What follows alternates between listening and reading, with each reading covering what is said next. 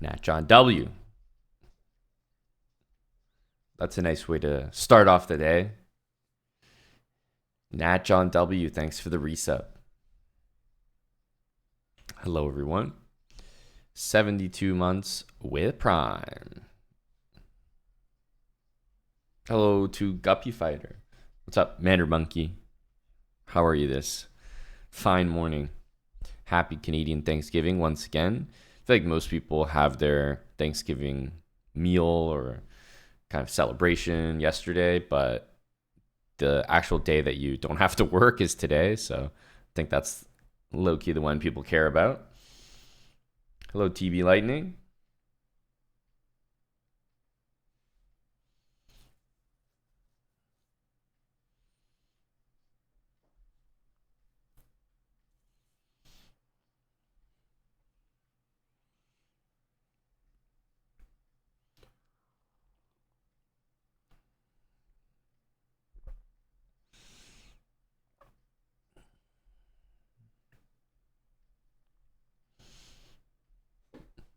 You had your Thanksgiving meal yesterday?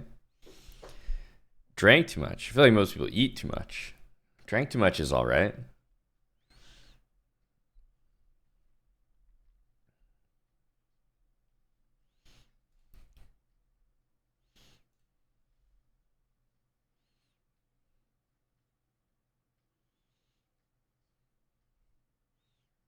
Yeah, are you kidding me? Serious Spades? A whole day off? Yeah. Rather that than a meal? Absolutely. I can have a meal anytime.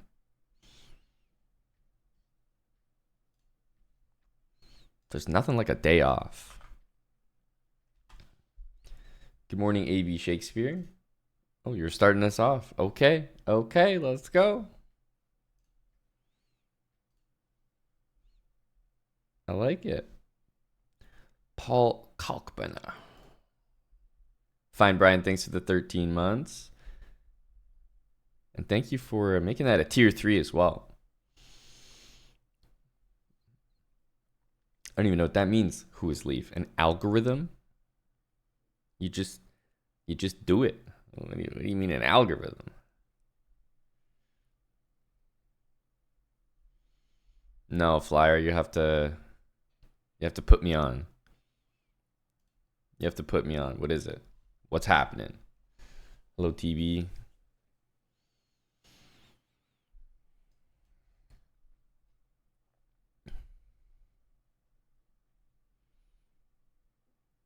I did see that though, Brian. Yep, I did see that. There was a Grandmaster. I have to find the article. But there was Grandmaster that had a phone in the toilet, and he's definitely a GM that I'm at least quite familiar with. Like, yeah, definitely know who he is. I've played against him, as opposed to somebody that I'm not don't really know at all. So I actually do know who this one is.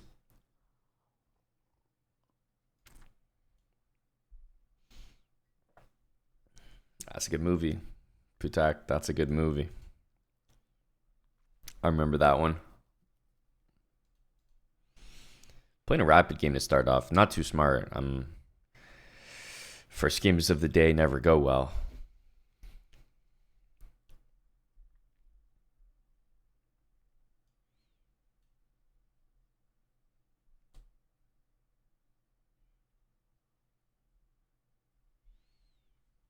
Like a recipe.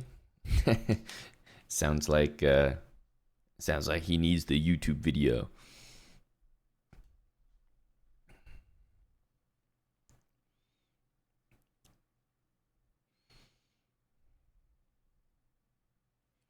Yeah, but you can't really take it seriously, Mandarin Monkey. I said this a while ago, but we're in for a decently long period of time where we have to deal with Kramnik being quote unquote right, but it's not really that relevant. Like, Kramnik is, if you call 1,000 people cheaters, you will be right about a handful of them. So of course, it's someone who Kramnik was after, but there's just like so many people that Kramnik's after, so it's just not really a relevant statistic. But yes, it definitely is. He did talk about him, but he's kind of talking now like as if he called it from the start. But it kind of reminds me of when Valentinian watches sports, and he'll be watching a hockey game, and then maybe in the second period, maybe halfway through the game, he'll be like, "Oh yeah, like probably penalty coming soon. Yeah, I can see two empty net goals. Like probably gonna finish 4-2 final score." And like once in a while, it ends up 4-2 final score. And it's like, holy smokes, Val's a genius. It's like the amount of times that Valentinian makes a comment during a sports game that does not pan out. It's like innumerable. So you don't really get to be the crystal ball reader when one of your comments comes true, when you just make so many. And so that's really what's going on here with Vlad.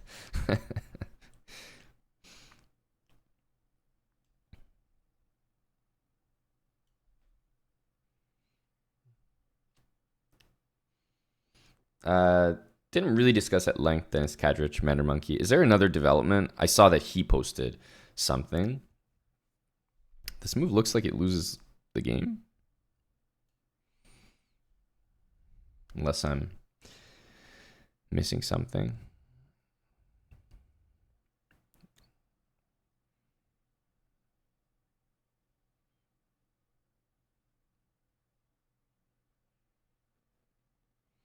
It's kind of unfortunate that, after this, if we take that there, it's unfortunate that there is even a move, like for example, this that guards both of these things. But either way, I mean, in a rapid game, I find the move d4 to be a pretty crazy, I don't know, just like a crazy type of move to play, with no thought at all. It's nuts to me.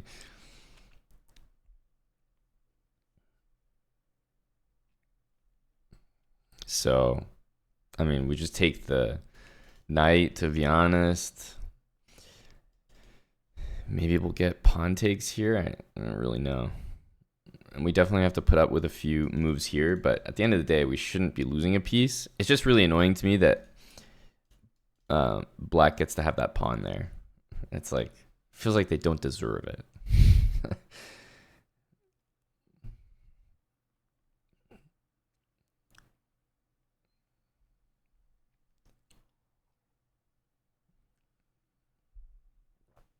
Taking on f6 is what I want to do, threatening mate.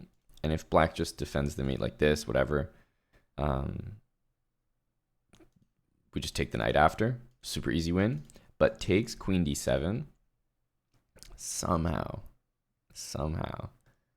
is playable. Feels like making such just a terrible move d4. Feels like it should be punished more than just taking the knight, but obviously we will end up just taking the knight here.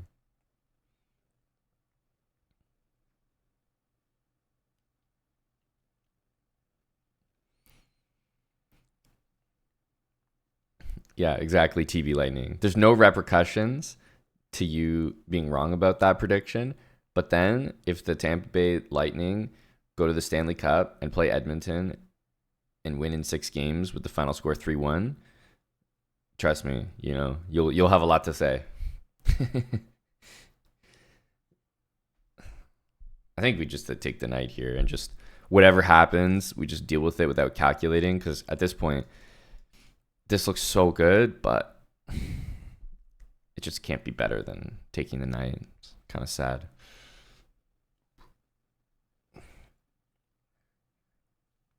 Yeah, so probably have to go here.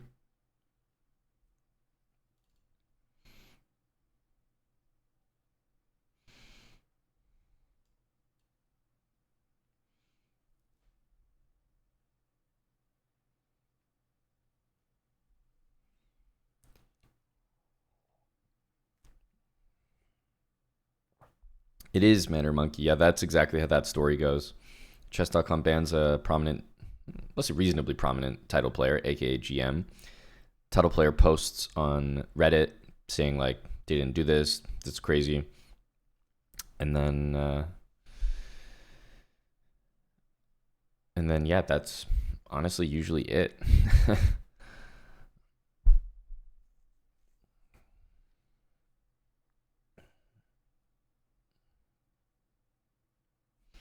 So we have bishop c4. We can castle, but I'm actually not sure about castling here. So here, it's like one of these moves incoming. Could also start like this. It's just so annoying that we have to deal with these pawns here. I also kind of like knight d4. Like knight d4 quite a bit. I feel like if I'm being honest, these two moves are just the next moves that I want to play. Bishop here also runs into potentially queen c8.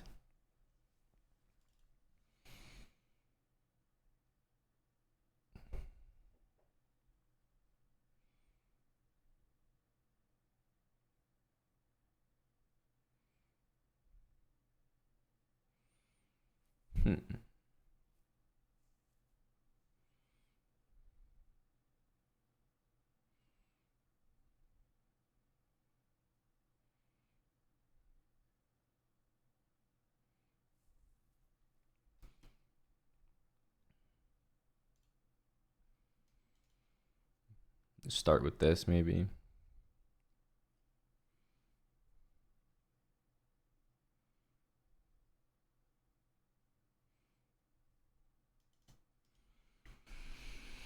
Black will probably go there. I don't know. It's kind of tough to say. I'm going to go here. Can't really be caught calculating here. There just isn't any time to do that. So let's go like this. C2, I feel like we'll just castle. And yeah, there is G4, but honestly, probably just going to leave it there. Play knight D4 and go for this. I feel like the way that maybe you get in trouble in these positions is trying to it's possible to go here. Yeah, let's go here. Just trying to keep everything. So I don't know. We'll just play the basically like if he attacks something, I'll just move it. Just see how it pans out. It's just impossible to calculate everything here. It's kind of a abnormal position. Black's down a piece.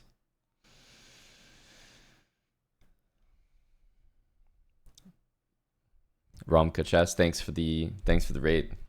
And that's really kind. We just got started here. Good morning, everybody.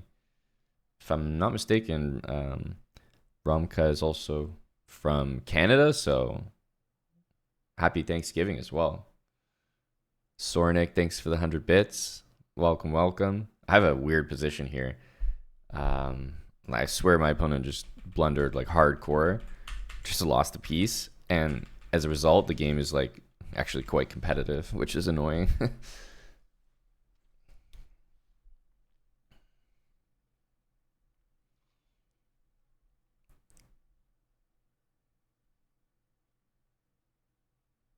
Hello, Heminesco.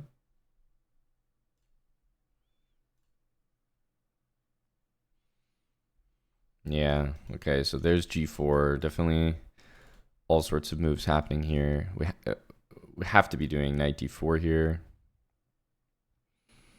Like, I just don't really see what else we could be trying. But yeah, I'm not going to lie. The bishop's like pretty out of play. It's so frustrating. From going queen E4, I knew this would be the case, that black is getting like way too much counterplay for how bad they played. It's so annoying.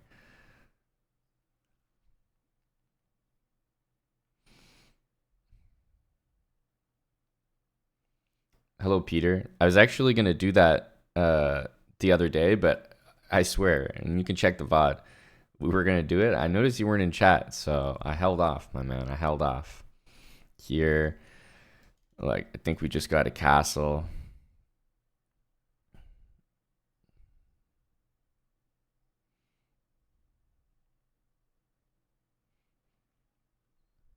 Yeah, no, really, Peter, really.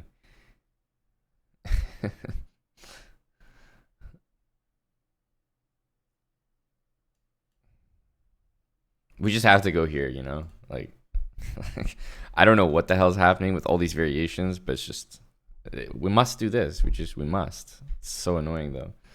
Yeah, so here I was thinking at this point we probably need to do some other move, like maybe knight takes e6, because we can see maybe the repercussions of taking.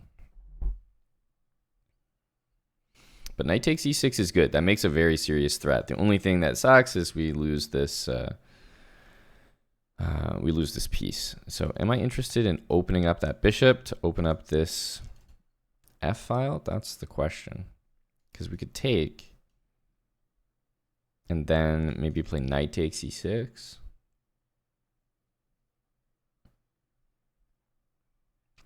There is a queen that's going to be happening. It's quite confusing.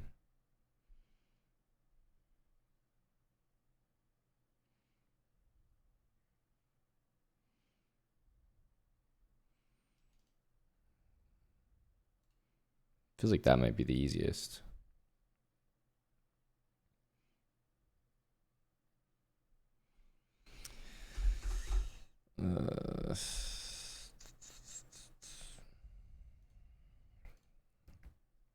I'm going to not open the F file. I'm not sure. Not sure if that makes sense. But yeah, this is what I mean. I think if I had spent some time calculating, I'm not even sure that it would have turned out any better. So I think this was the way to do it. It looks kind of weird, but I'm pretty satisfied with how this turned out. Probably just taking here is the way to go. There is a queen c7 move at the end, which is a little bit annoying.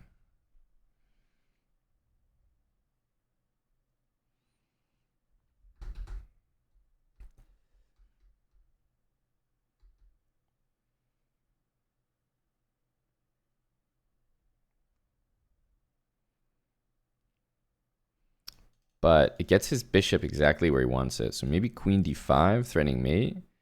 We'll see the same bishop move, and then rook here to take this pawn, although there is bishop f5 there. No, I think I like this one better. Does this even make sense?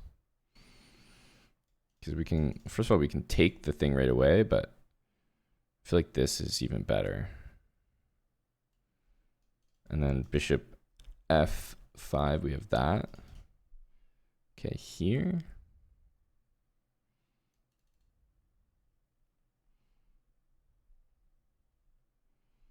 Oh, I guess there's queen g4, huh?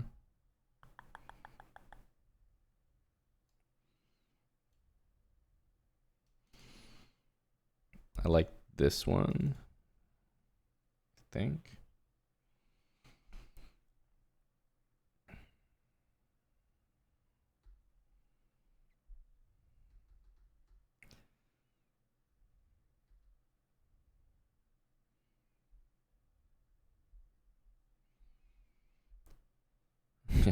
Extremely confusing.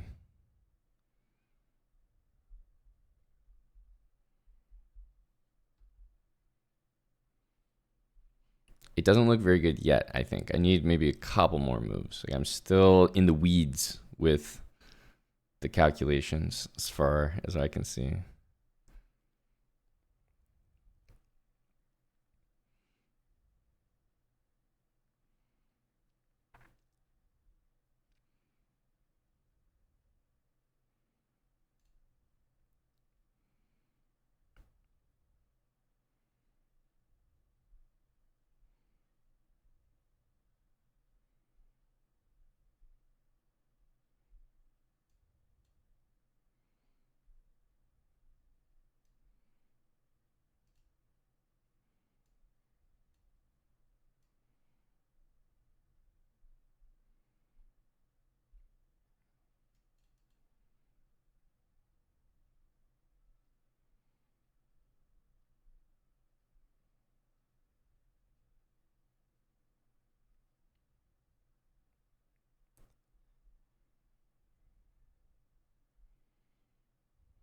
Maybe this might be a useful move to toss in there. Maybe like get a queen trade or something.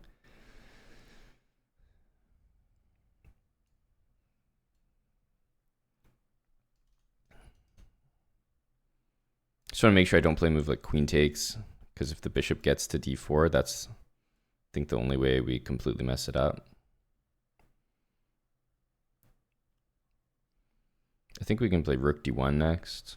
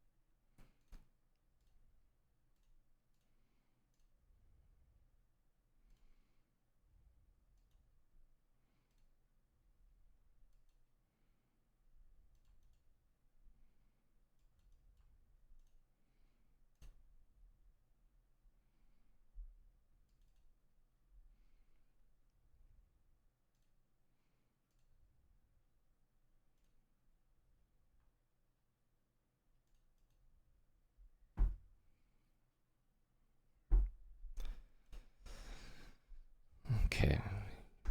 GG. Very weird game for sure. Definitely so stressful considering my opponent just blundered a piece. I would say that's like pretty much what you call luck in chess.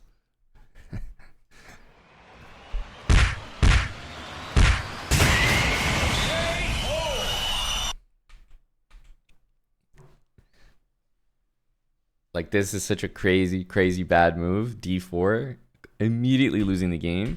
And F5 is such an annoying move because I know damn well that taking here is just not going to be the engine improved move. It's going to be this one. And then here it's going to be like some engine way to just like, I don't know, rook d1 or something, like put on the pressure. But I'm not winning the material here. I'm barely even up a pawn. And here I'm just staring at a free knight. So of course we take, but it's just not like, yeah, we have quite a bit of work to do here.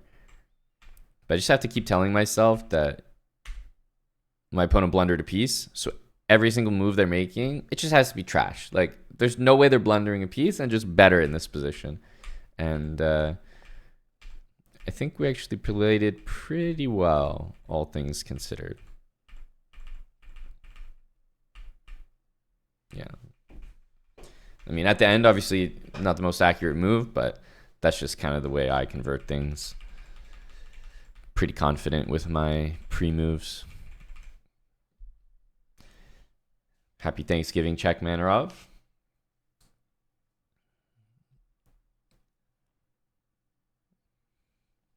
Any turkeys for you, bud?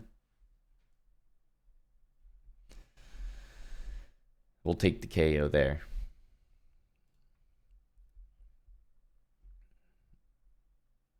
Not really chasing anything tarnished. Just playing. We already kind of hit our rapid goal for the most part, I think. What does the engine say? Pretty much what I was saying, actually. Like, that you should take this way, but it's just so annoying to take that way. I've got a full piece in front of me and I'm supposed to leave it there. God, I hate engines sometimes. Hey, rook it. So we actually played it quite well, all things considered. Like, I don't think I played the best move. It should have been pawn takes on f6, which is a really hard move to play after forking checkmate and a full piece. But here I think we played most of the correct moves. Although it's not that difficult to do. You just have to, in a position like this, I feel like it's one of the types of positions that you can easily lose if you think too much about it. You have to approach a position like this with the notion of like, I have three pieces and I don't really see like an immediate like move that's so much better than any other one. So let me just make a move that makes a threat and just take the position in stride. Like, don't calculate too far ahead because, to be honest, you'll probably not solve everything. So you just have to take it one move at a time. It's like they attack the piece, just move it. Like, I'm not even going to calculate it, just move it. They attack the piece, okay, move it. And like, to be honest, these moves look kind of scary. Queen c3 takes, like even here, when this pawn came, I was like, okay, there's queen c3 and there's a queen. Let's castle. Like, I can see the potential for some moves to work here. After g3, it's like, oh, I could take, but at this point, I'm like, okay, well, taking doesn't seem to help. It only makes things worse for all these moves.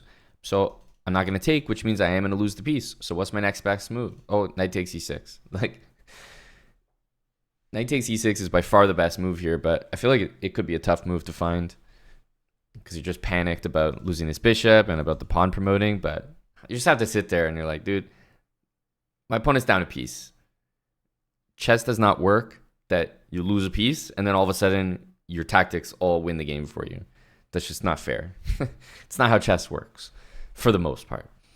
So rather than calculate everything, I was just like, okay, put the bishop here, sure. Knight here, sure. Okay, bishop's trapped. All right, next move, knight takes. Let's go. And end up working out.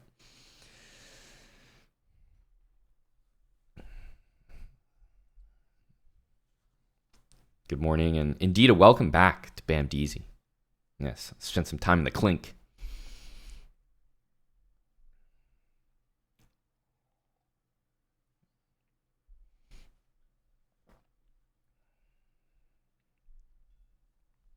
Thank you, Ralph. 55 months. Ralph Wiggum. I'll be paying it back to you on American Thanksgiving. Go, Ralph. Akfuea.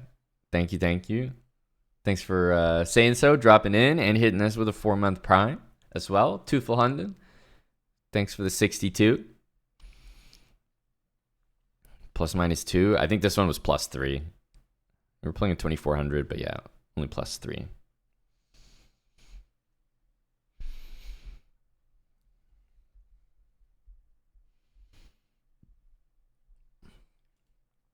Thanks a lot there, Tufelhunden. On to the next year with us. Year 6.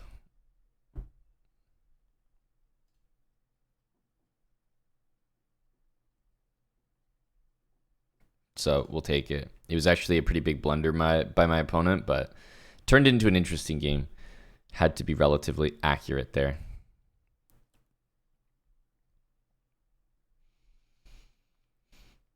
Probably Maddie99, but you're talking to the wrong guy for that. I do not do that. It's probably one of the things that I'm the most guilty of as a chess player. Is I don't study the classic games.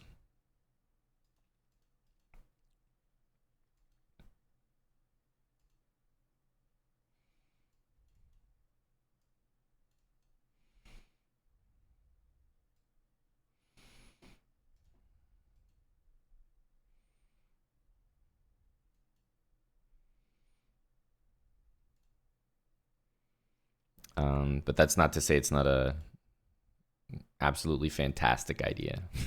It really is.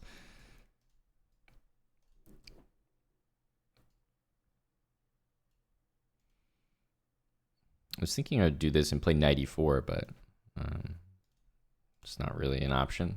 Let's go here, though. Maybe this works.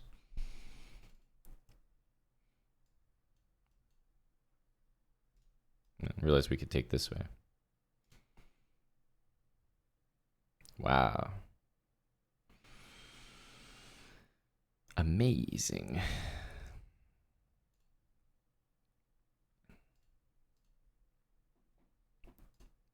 Oh.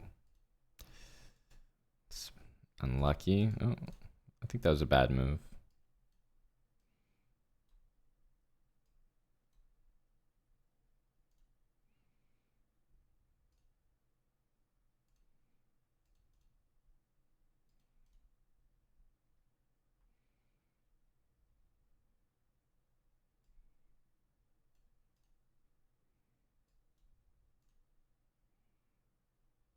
not being able to use the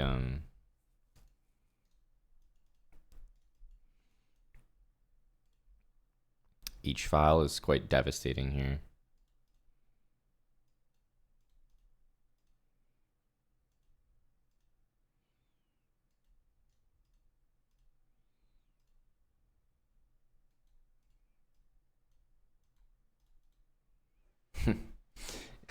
Super slow after that rapid game. It's like I can't even think in a quicker game.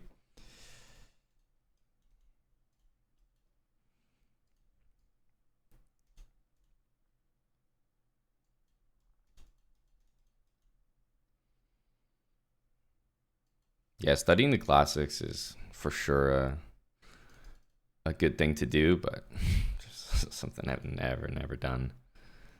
Maybe I would have made GM much faster. Who knows?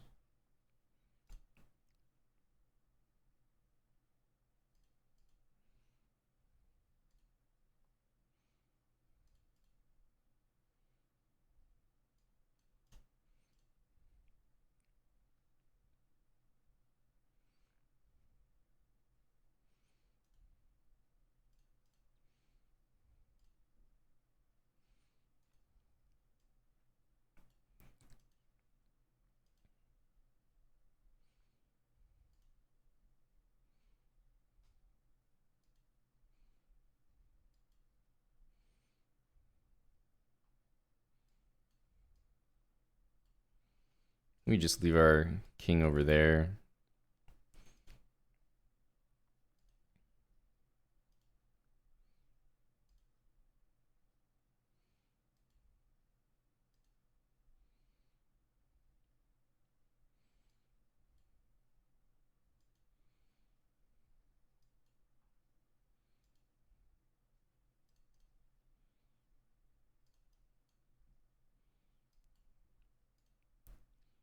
Should have taken it.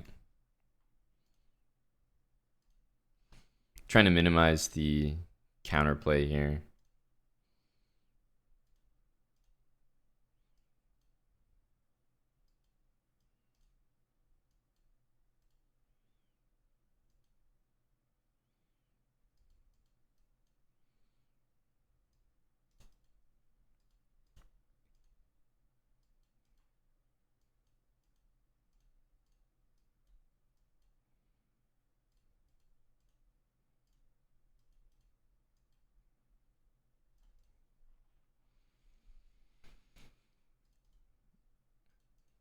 Yeah, maybe there's some bishop h4 stuff there.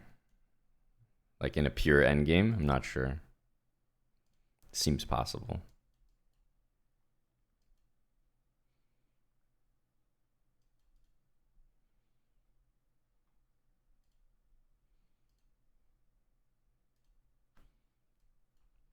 We always have bishop g6, so never that scared.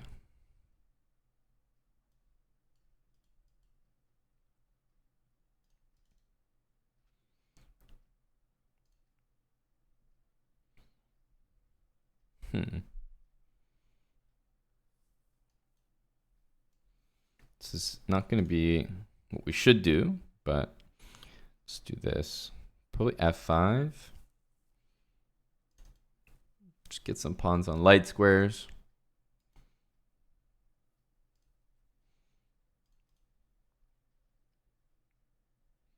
b3 is always nice to play. Then we're threatening bishop a3.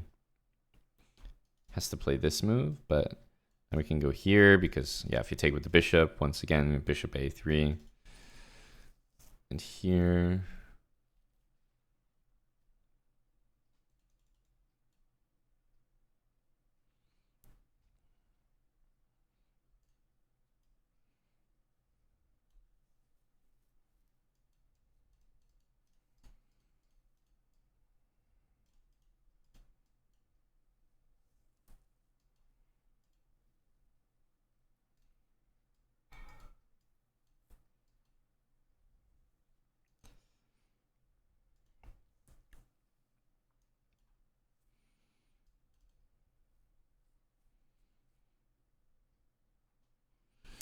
The same color bishop endgames.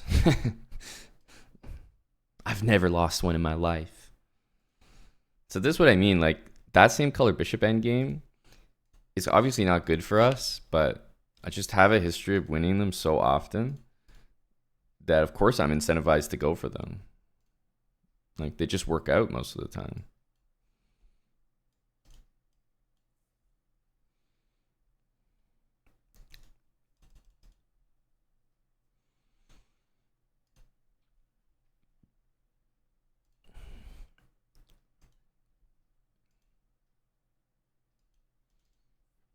It's gonna have to put a bishop on f8 most likely. It's kind of a weird move. Now you have to go here. No, he's just leaving it.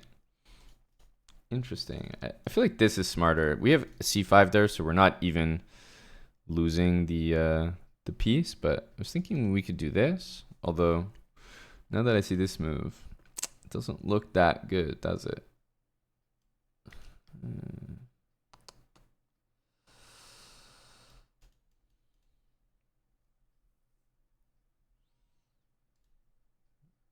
Trying to cover everything there.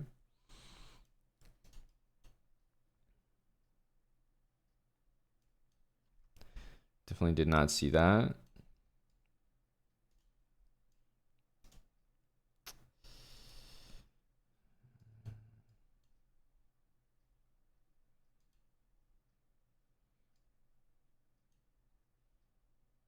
Ah, there's queen f6. Yeah, it's kind of unfortunate.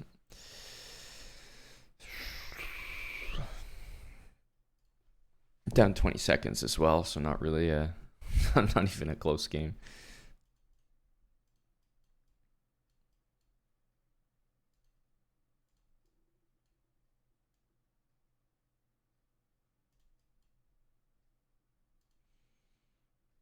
I don't really understand that move.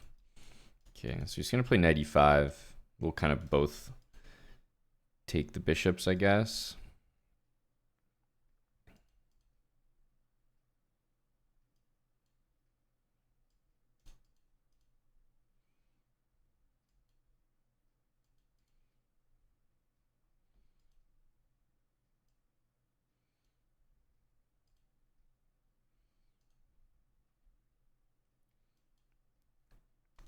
The knight is covering rook e5.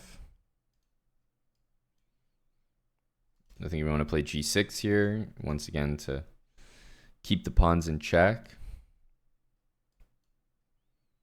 Ooh, bishop takes e6 may have been a move there.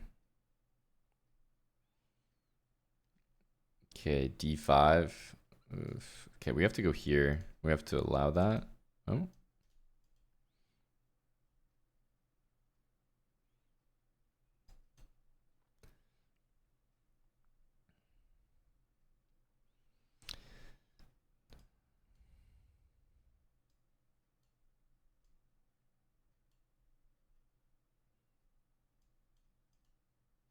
Kind of forgot about our pawn, but that's okay.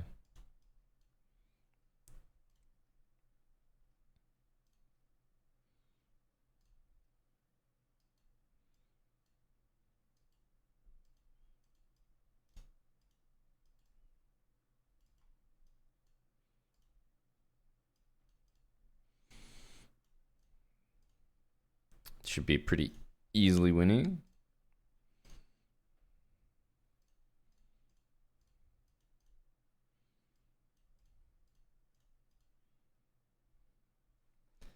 Dylan is free. Thanks for the 56 months. Farmer 001, a new prime. Thanks, Farmer.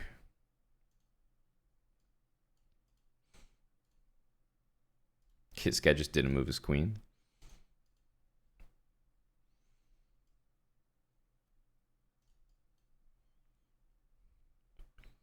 Just said, nope, we ain't moving that one. That's definitely quite annoying, eh?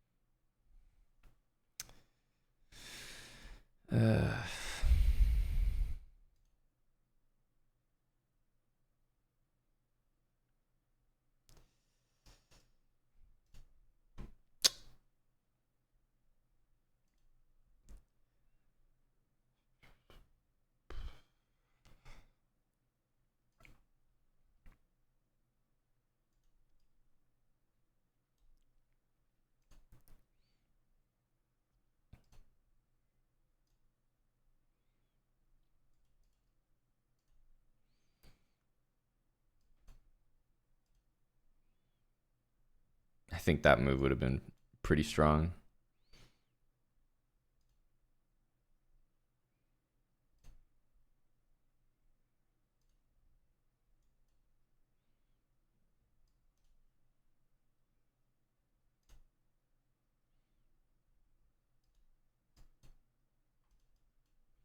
And we just have no time.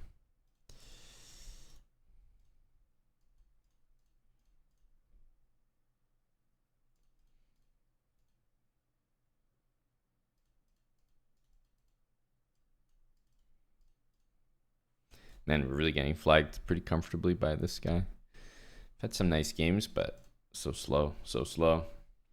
Hello, Airbus driver, and good morning, good morning.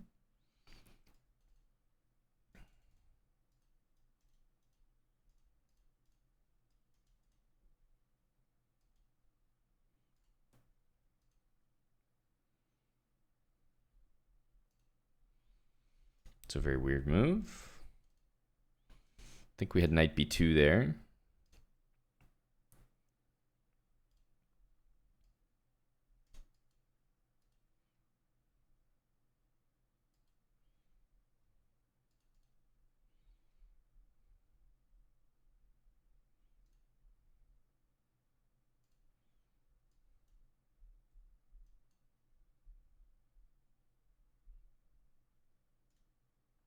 He wants to go here.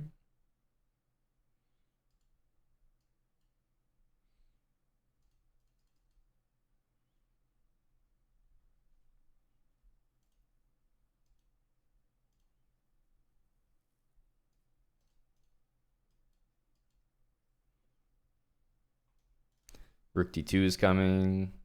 Queen h5.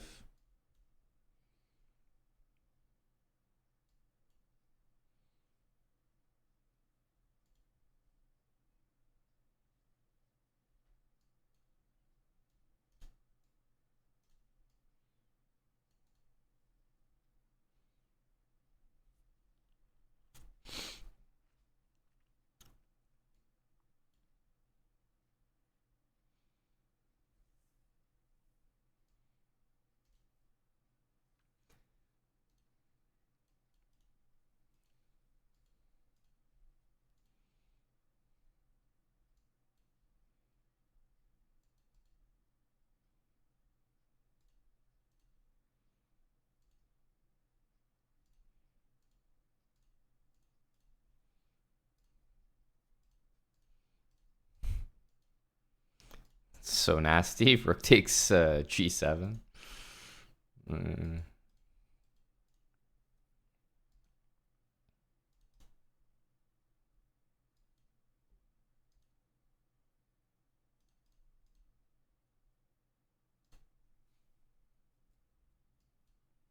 See Maddie. Gotta get castle before that move happens.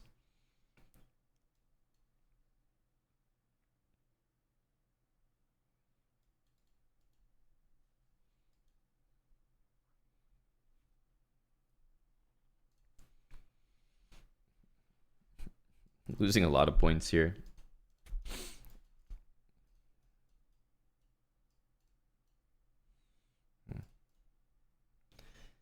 Queen f5 became queen g5.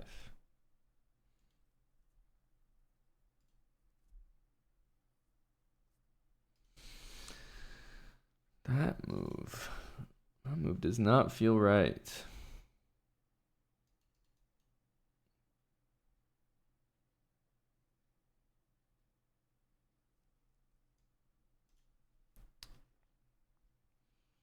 Really?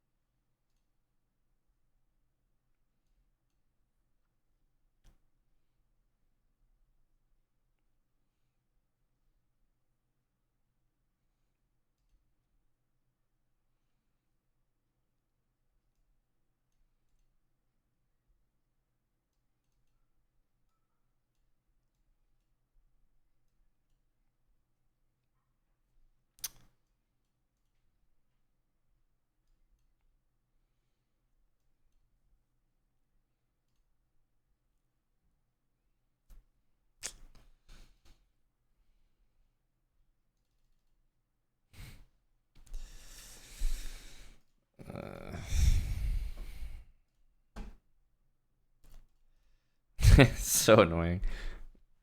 I feel like he's playing so bad, but we just can't seem to get a win.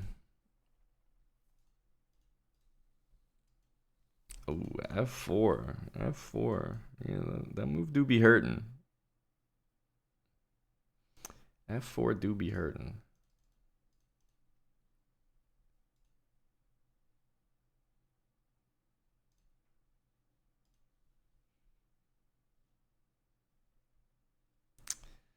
Man. Crazy.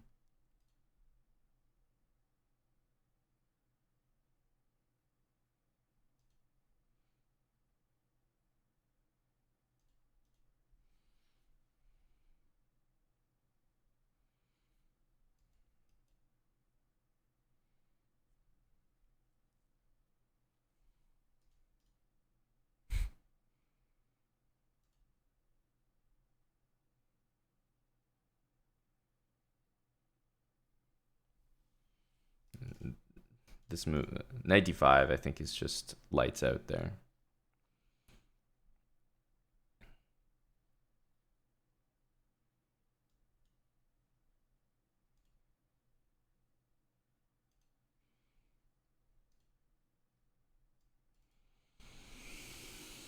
Hmm.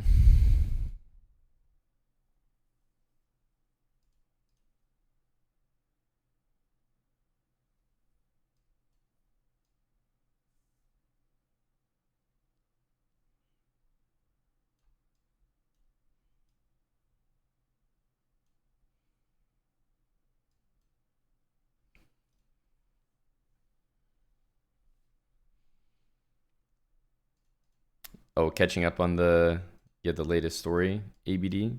That's correct. Everyone needs to be well aware. Kramnik the soothsayer from the start.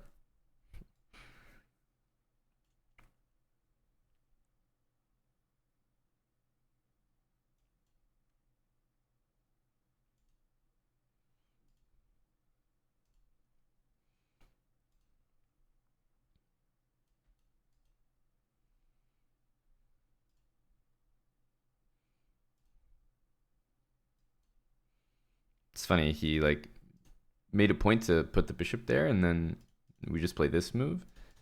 And amazingly, the guy just has some ultra strange retort, rook a8. Interesting. Those are the moments where I'm like, man, we're getting a little lucky here. It seemed like a blunder to me.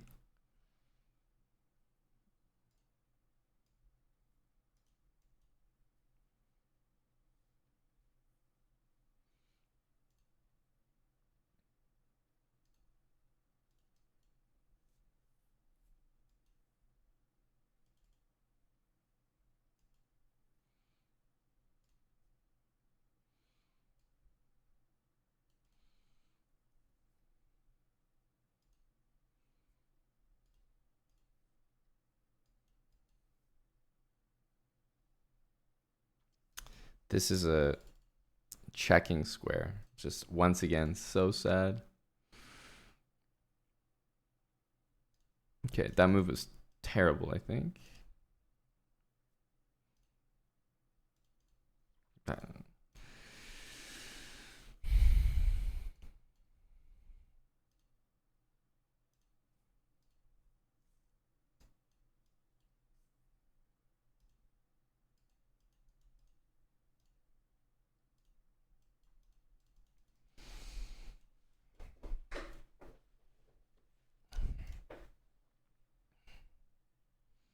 Yeah, that's what I'm saying, Jude. It's not, but also like accusing with no repercussions, right? That's the.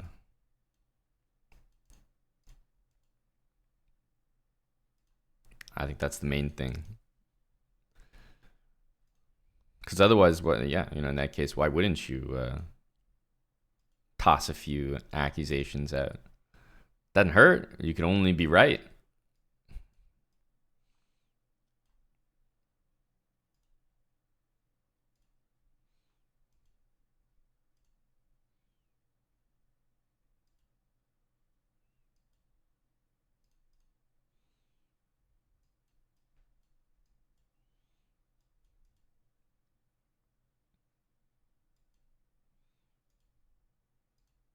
Okay, we have the recipe.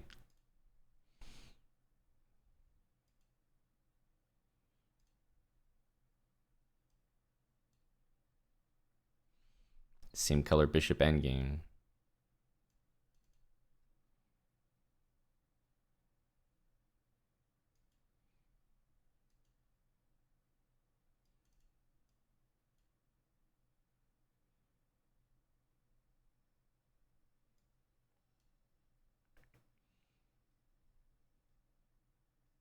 I don't know why white didn't keep the king on e4.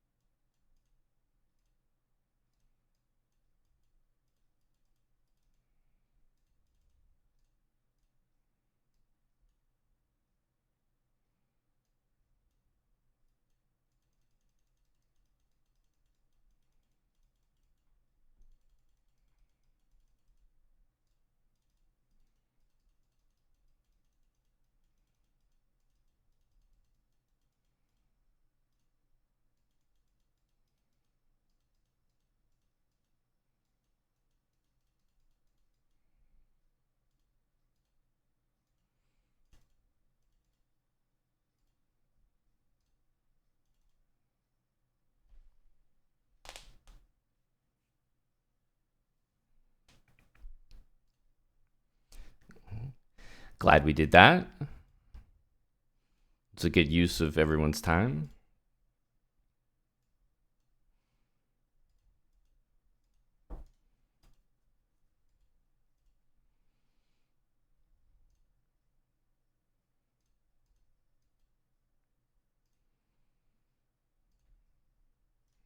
Okay, I think we're gonna get our hands on this bishop here.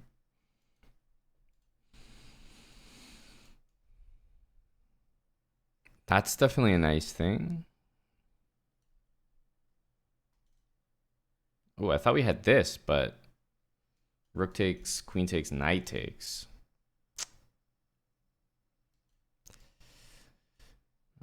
It's definitely annoying.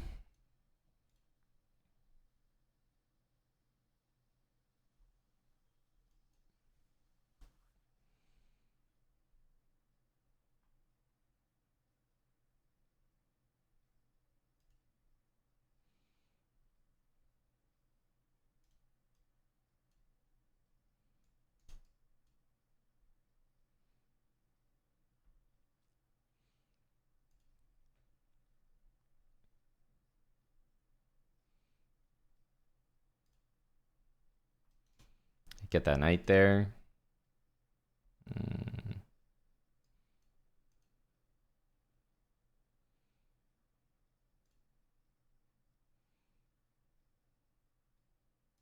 How insane is that? Queen is basically trapped.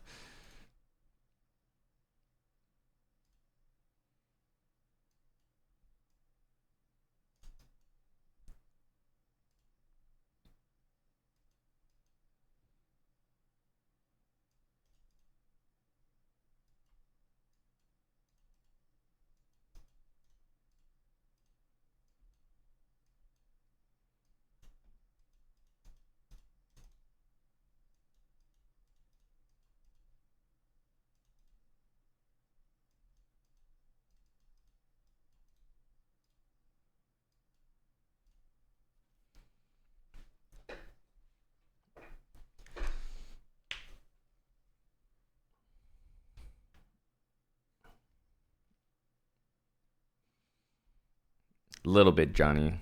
It wasn't my best game.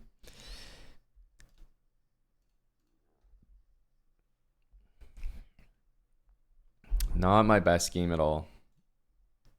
I think he's done. Yeah, so where's that? Chess.com has a few articles here.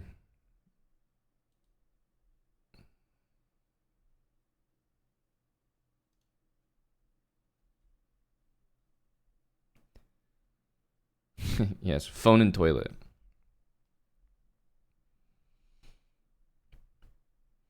His regular absence from the board aroused suspicion Round 2, a phone was found in the toilet. Arbor is claiming a link of the phone to Shevchenko based on handwriting and behavior. I'm not sure if that's a poor translation. What does handwriting mean?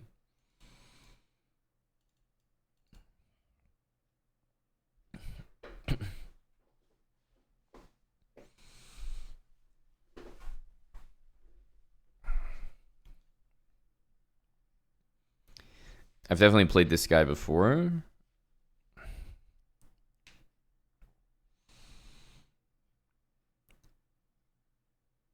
This player has made use of the mobile phone during the game. 4 for the 2 games played. The 2 opponents win their games. Expel him from the competition. Complete report with all evidence submitted to ethics committee.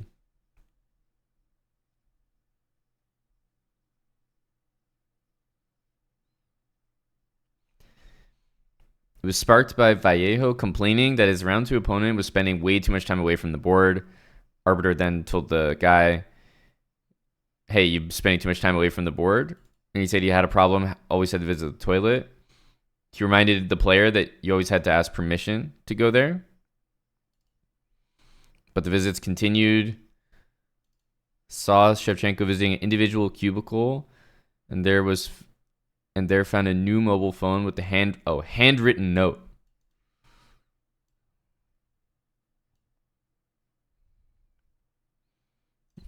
Okay. There's a handwritten note on the phone. Don't touch. This telephone has been left so the owner can answer it at night. Does this guy watch like heist movies or something? Like, not even like the most brain dead idiot would think of this. Surely we can do better than that. Don't touch. This phone is for cheating purposes only. If you see this phone, please disregard.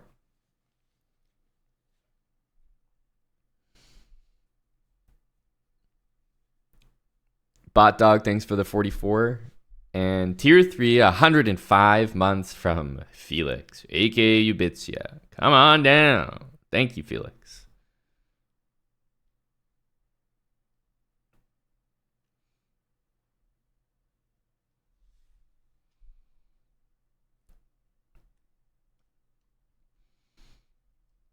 Oh, he already has a listic, of course. He's already tweeted about it. Kramnik is all over this. Don't be silly. You guys think he would miss out on this till now? The phone was confiscated and the toilet ordered to be locked 2.5 hours into the round. The cleaner revealing that a similar phone had been found there the day before and left unclaimed after it was handed into reception.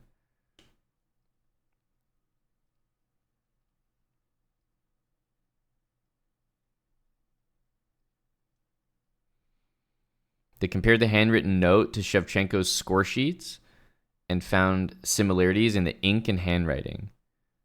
The phone's time zone was 1 hour ahead of Spain's, which hints at the time zone in Romania, where he's from. When challenged on the details, with help from teammate, blah, blah, blah, Shevchenko denied everything. But I mean, this guy's just like, what?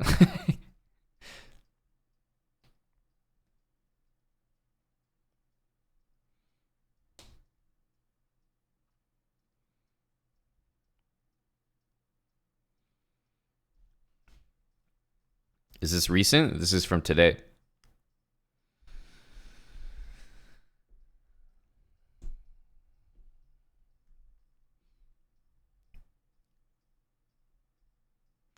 I don't understand how you can deny stuff like this. Like, do people not realize that you have a digital footprint as well? Like, chess players are honestly lucky that nobody gives a fuck about chess. Because if this was like a sport where people actually cared, they would have this investigated and wrapped up in no time. This would be like a 15-minute investigation, like full arrest, like sanctions, banned from the game. Like, I mean, You can't just like walk in with a phone and just like it has no tie to you. Like they'll be able to trace like your data where you bought it. Like I'm sure he has something else on the phone too. Like does he think it's just never going to be linked to him?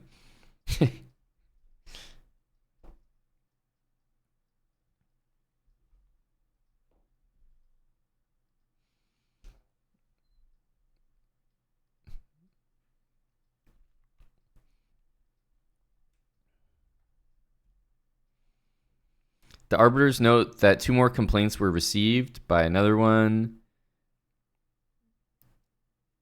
His teammate notes that his previous opponent had previously noticed Shevchenko's absences. For me, I would say things started to get strange at move 6. He played his move and left the playing hall for more than 10 minutes. This was repeated many times in the next moves. Thought he had stomach problems. At some point, he decided to go and see where he is. He was standing outside the toilet. When he saw me, he went back to the playing hall. And then at some point, he stopped going until the game was finished.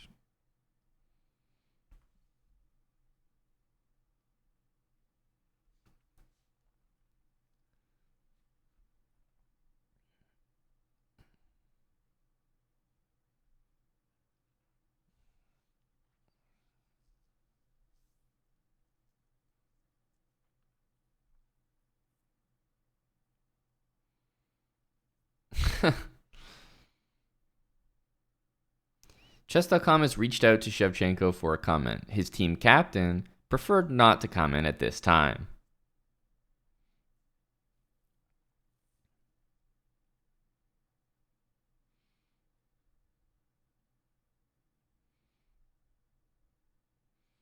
And then this is Kramnik, who, fair play to Kramnik. He was literally just talking about the guy, right? October 8th, he just tweeted about him and how this guy was scoring 2 out of 9 in a blitz tournament over the board. And then he was 95% accuracy, like winning every single game in Title Tuesday.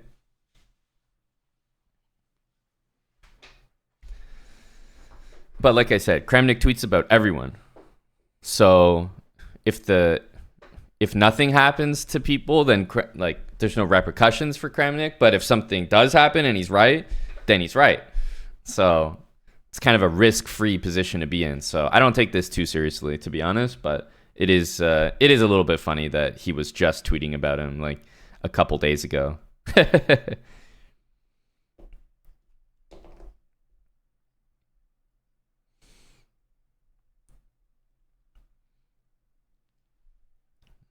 Everyone bammed easy. Danya.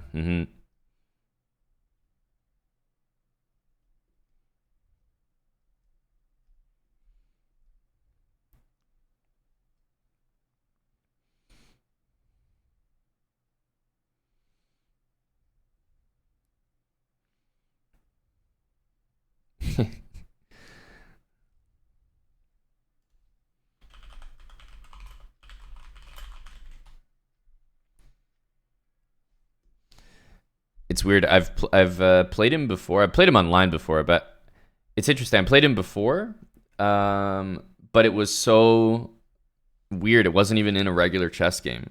It happened to be in a chess 960 event. So odd. I've played like maybe literally one over the board chess 960 event in my life, and it was in Switzerland at a GM Norm tournament in 2017. The Biel Chess Festival, and they had this side event, the Chess 960 Blitz, and I played it. This was ages ago now, and I played this guy. I think we had a draw, but he was totally a kid at the time, but he was a GM already. Yeah, he's quite strong, 2650. I did well at 960. I don't know that I enjoy it, but somehow I did okay at it. I ended up tying for first place in the tournament, and I shared first place with this guy.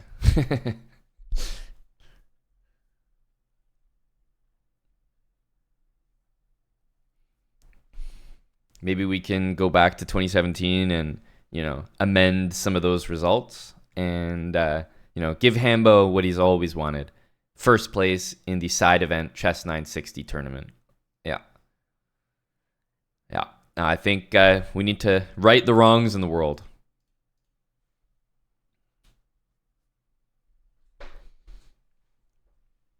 No, I don't think so, Pandas. I don't think that's how it works. I don't think they do that.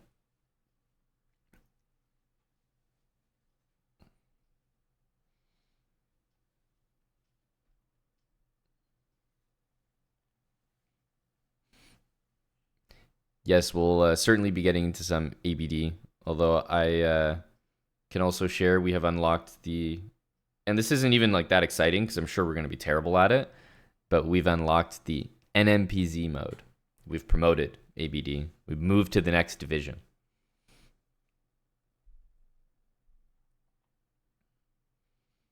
You'd have to tell me who, Pandas, because I've never heard of a GM's title being stripped. I think you actually have to be like literally like maybe a federal criminal or something. Like, I don't even know. You have to do a lot more than just cheat.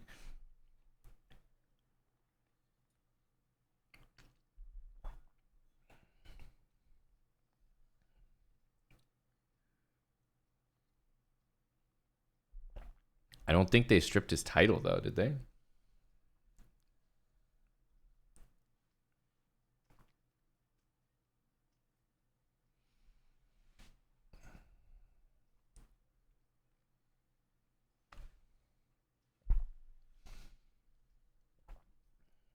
You have a song for us, ABD? Let's see it. Let's see it.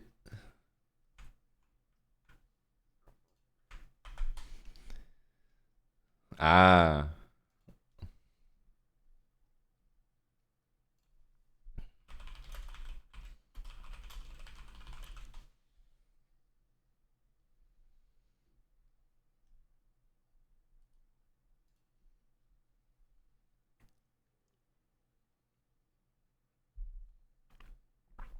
They stripped his title.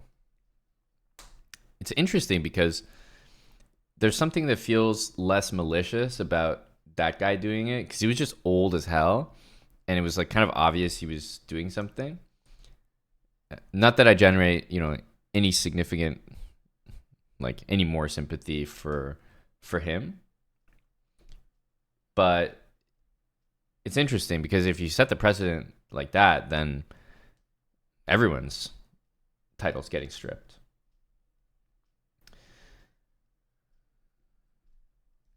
But the thing is, with this Shevchenko thing, like he's clearly cheating. The phone's clearly his. But probably what's gonna happen is like they'll be like, "You did something." He'll be just like, "No," and it's like it's clear that he did, but I don't know what type of burden of proof they're gonna try to look for. Like, I don't know how serious they're gonna take it, but definitely based on that Pandas, then he should probably have his title stripped.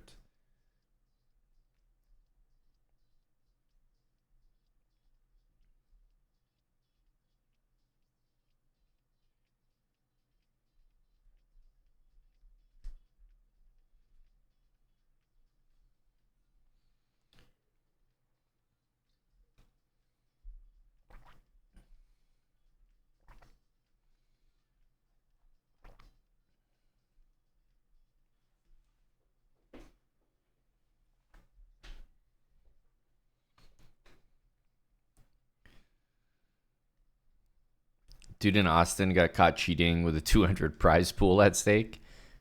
Slamka, thanks to the 4 years. Suspended for 2 years, rating setback.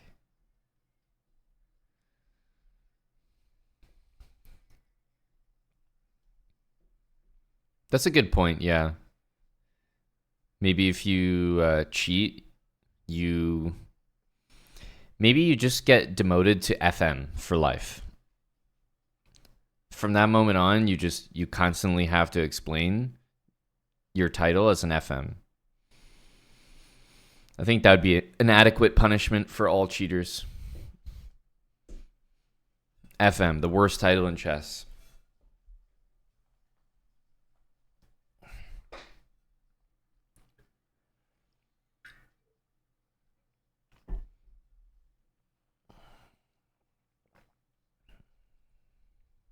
I did play against him, but not in a actual game, and so long ago, 2017.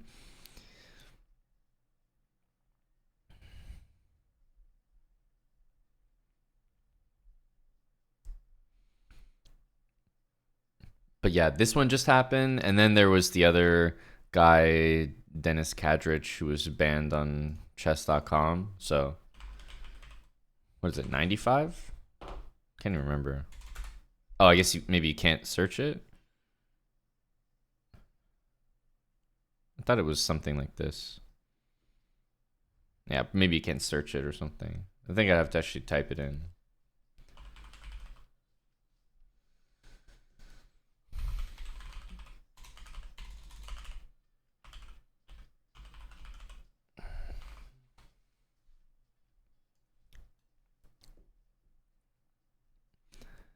Yep.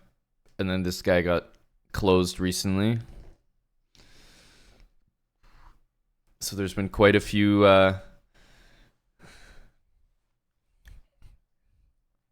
cheating or cheating adjacent moments lately.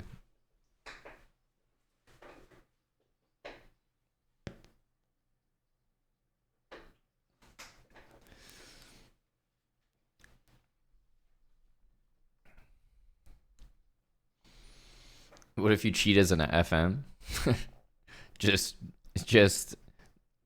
immediate max sentencing. There's nothing lower. That's correct, Mandarin Monkey. Yep. When it comes to online cheating, you can just say that you didn't do it. And I think the best that anybody is ever going to be able to do is be at 99.9999999%. And even if like it's clear that you did cheat, it's like you can always hide with that like 0.1. So I don't know what's happening with this one, but I feel like with online cheating, like, yeah, your name gets dragged for like a week max, and then it's just like whatever. I was talking about that Veilbane.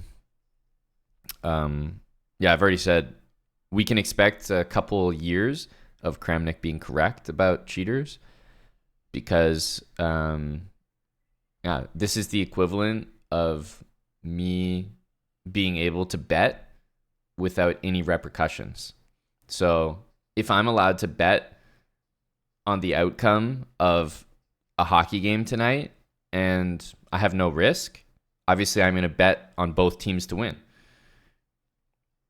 So this is the equivalent of me being like, oh man, like Toronto versus Boston, man, both teams are terrible. Like Toronto's going to lose this one. And then on another podcast being like, oh yeah, Boston's trash, they're going to lose. And then one of them is going to lose. And then I'm going to be like, dude, I told you this team is garbage. So easy to predict. So we're going to go through many years of Kramnik being correct, because there's no repercussion to being wrong. Zero. If the guy calls out 1,000 people, he's going to be right about some.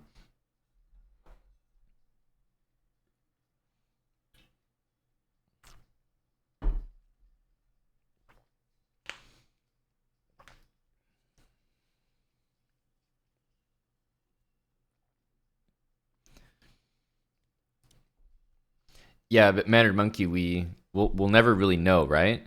Doesn't it all hinge on, like, nobody truly knows except the people involved. Like, who actually did cheat? Because I'd be curious from like a bird's eye view standpoint.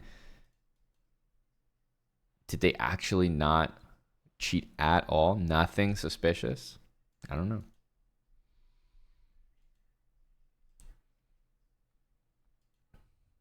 Because if chess.com is just developing this like anti-cheat thing, which is just so horrible. Oh, it's just 30-second chess. Jesus.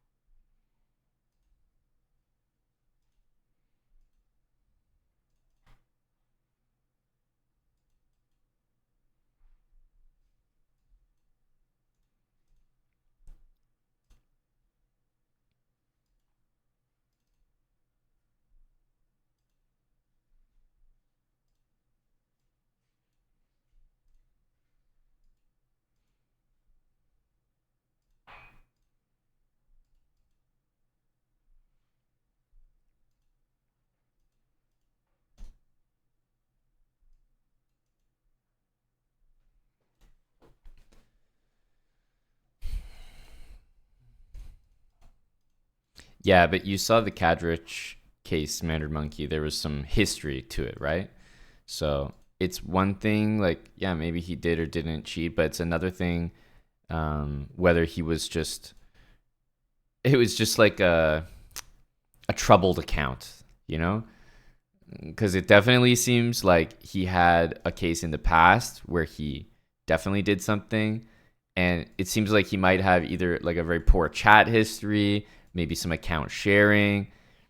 So it definitely seems like something happened. Definitely not nothing.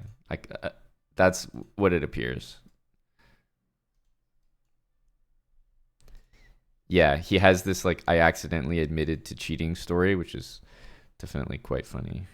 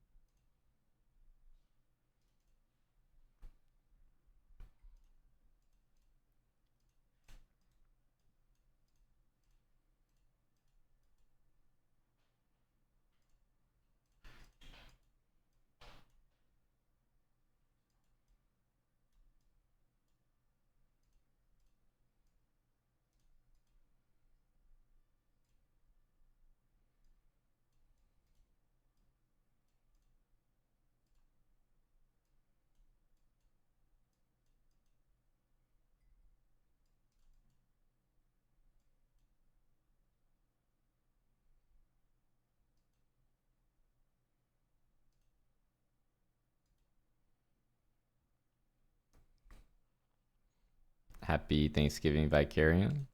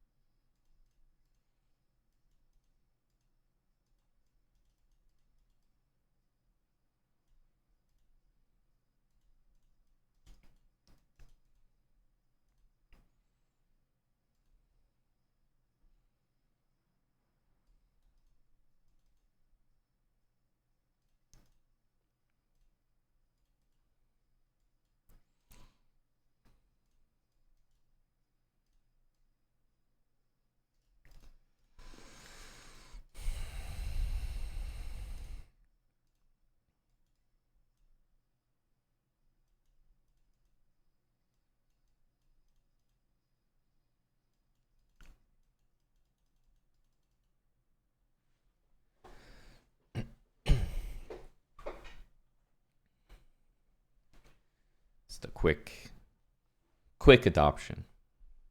Literally quick, 30 seconds and everything.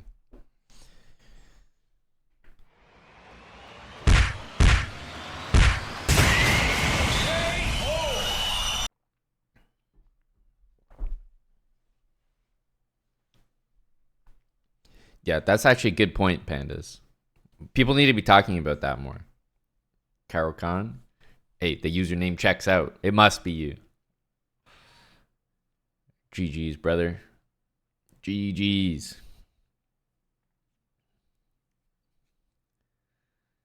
I threw a few C6s in there. Had to. I'm a sucker for a username. Yeah, people need to be talking about the fact that this guy allegedly cheated over the board and drew the game. Imagine cheating and like not even being able to win.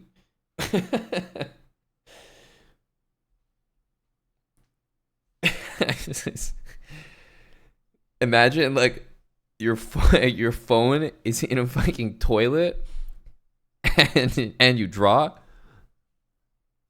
Like what? I mean, that's downright embarrassing.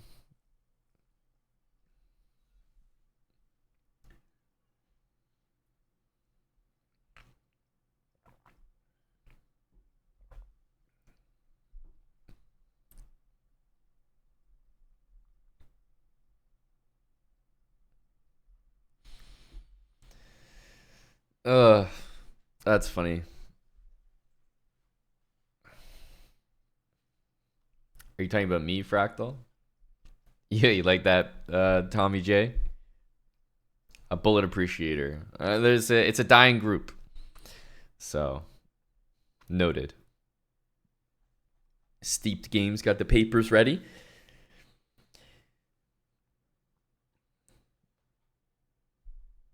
Oh, got it.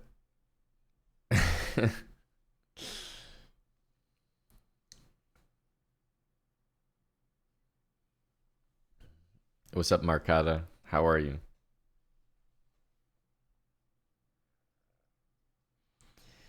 Uh, in general, Kamarainen, yes. I don't know if people are doing it from that pressure, but I would say in chess, there's a decent amount of pressure as a professional player to remain relevant in the top 100, maybe top 50.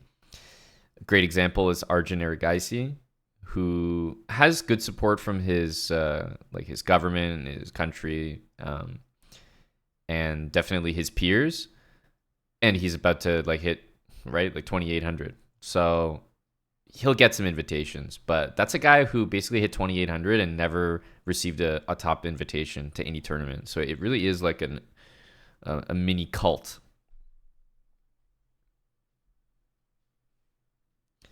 Kind of have to be in the group that gets the invites, because there's people who just routinely get those invites who have dropped in rating and continue to get those invites over people that haven't, because it's just tradition, like et cetera, et cetera. So there's definitely a lot of value to just being in the group of people that gets those invites.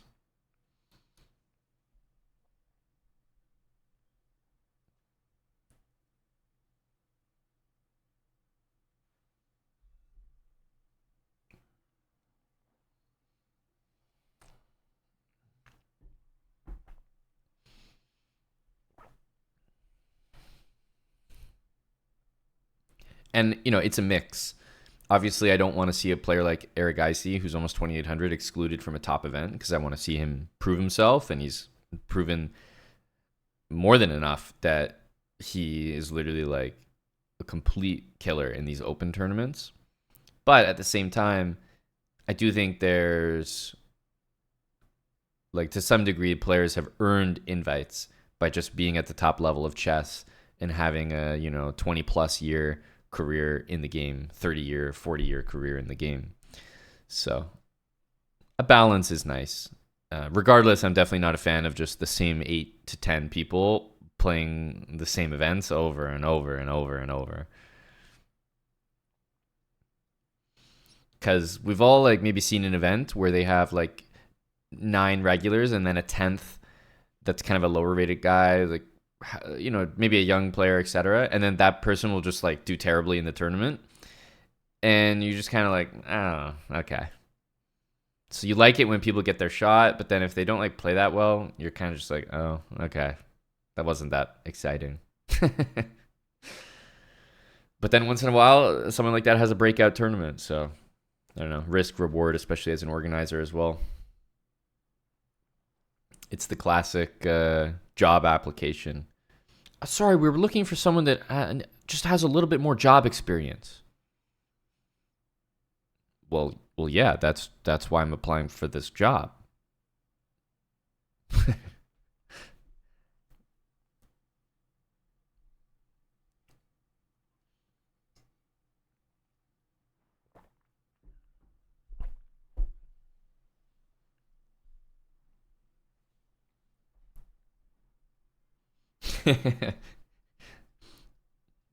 Figured you might have some opinions, Felix. Yep.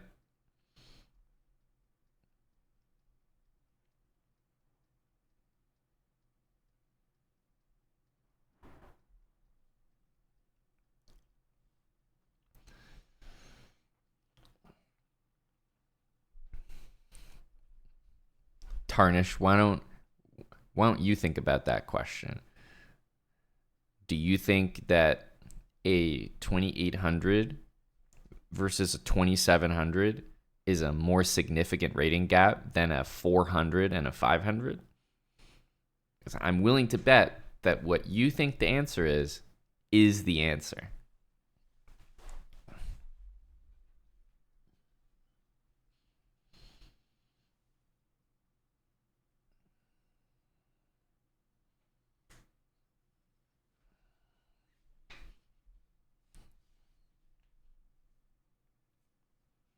I would side with you on that one.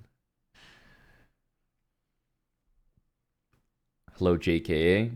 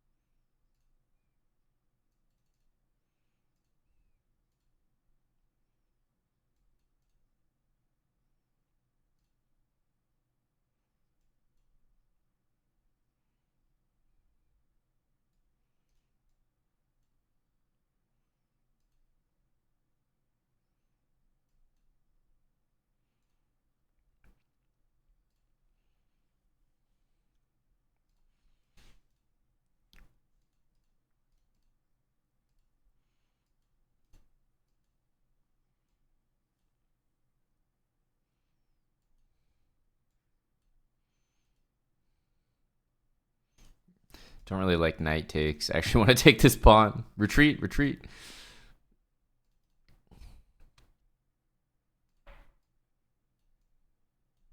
Oh, I expect that.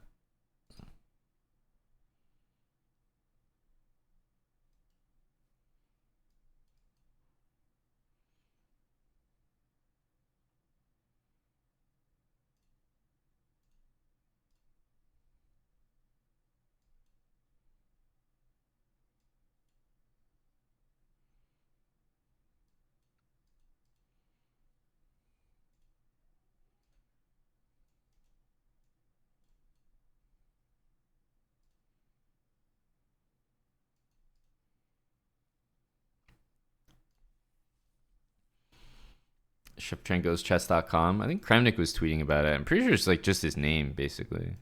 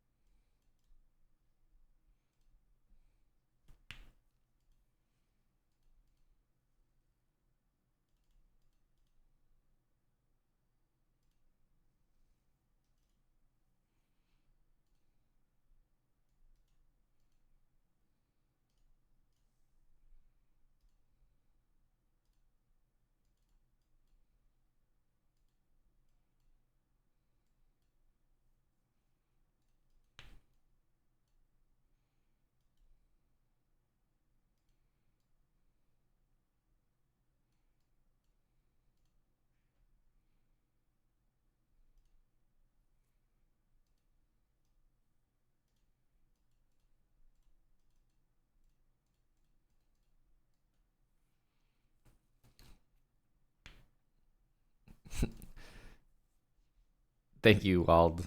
Yes, carrying on the legacy. Zizbra.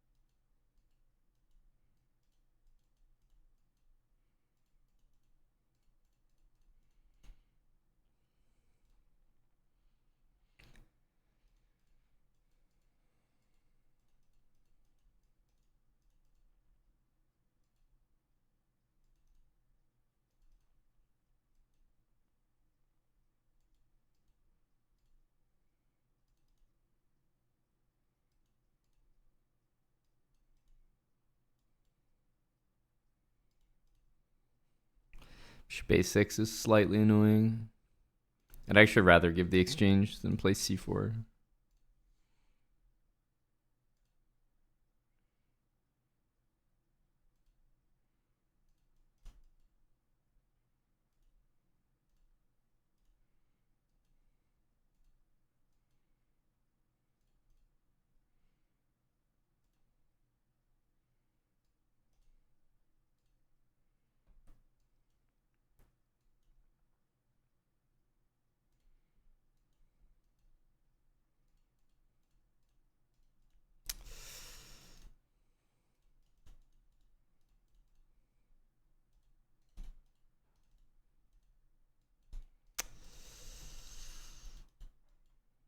So he made a lot of really nasty moves at the end. JFM, thanks for the 10. These guys are all nasty. Filthy, filthy bullet players.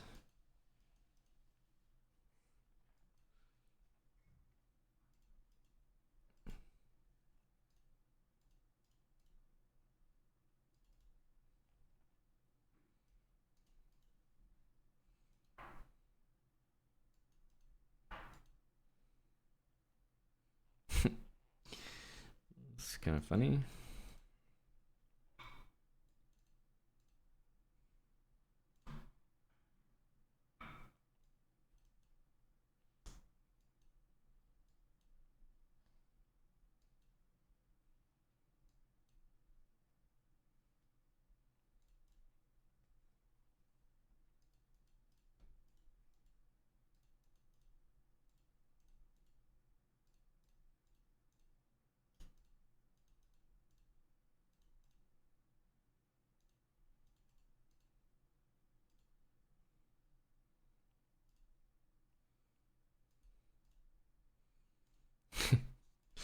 This guy's funny.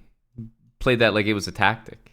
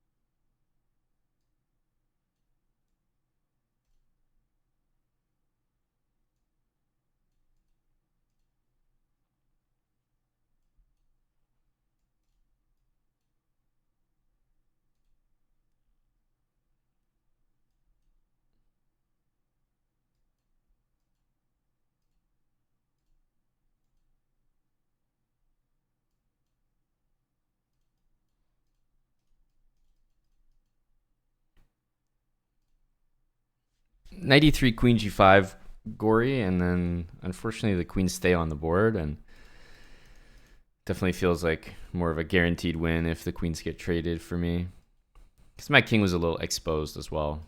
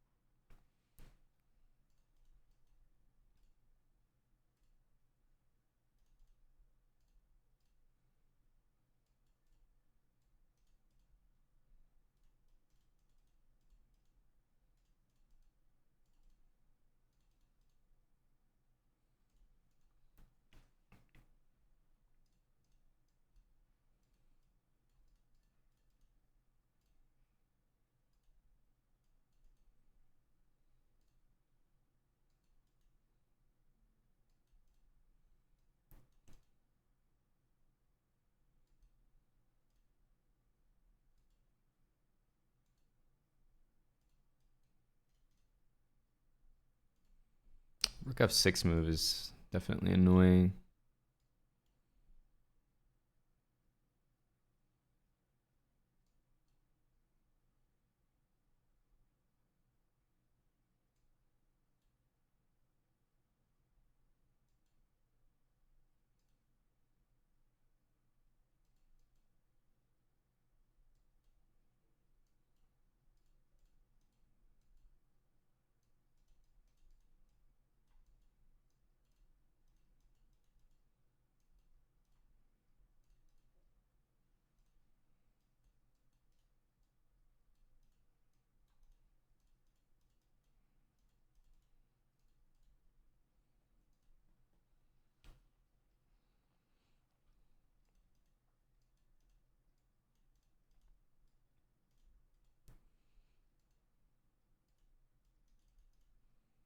He doesn't play these Londons very well.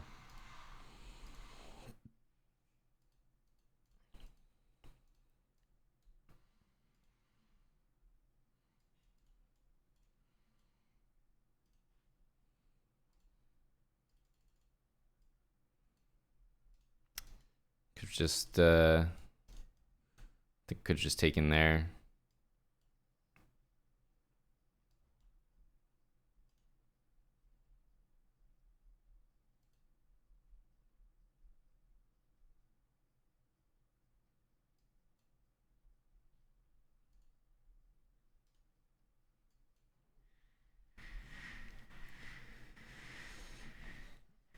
I don't think so, Gory, but trying to figure it out as well.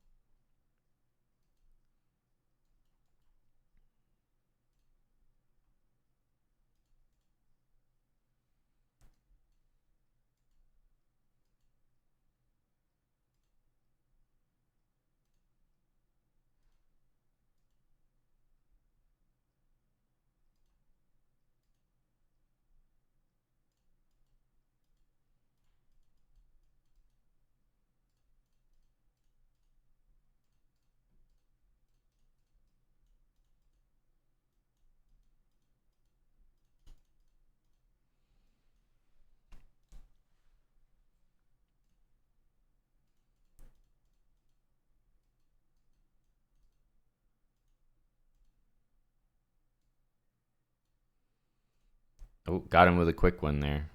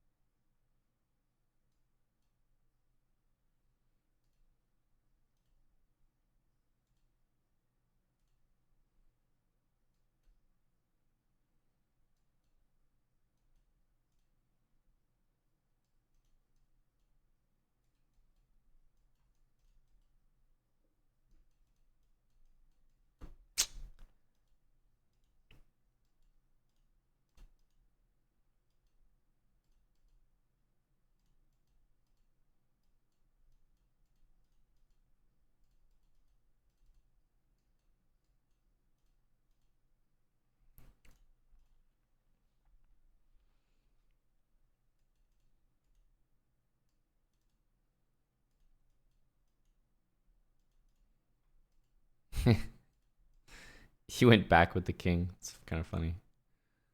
Like, as if it would allow him to then castle. It's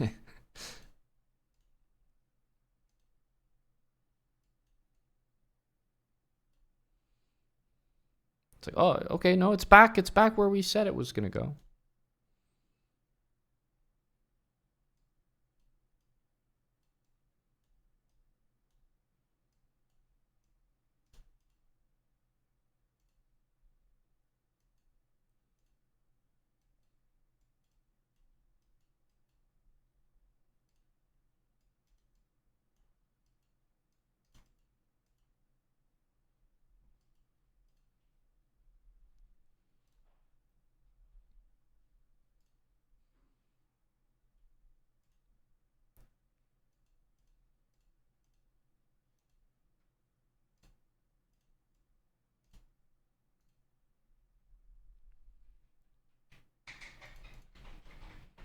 See what this does.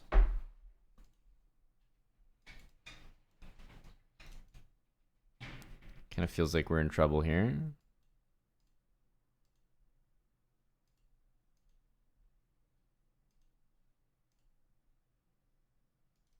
C5. There we go.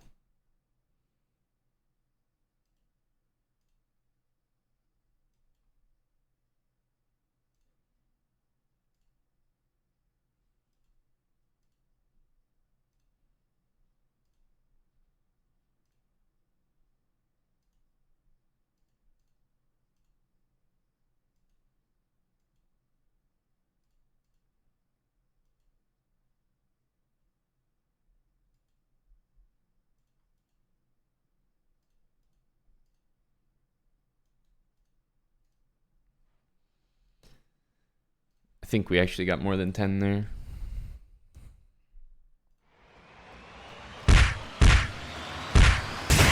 Colonel Ward.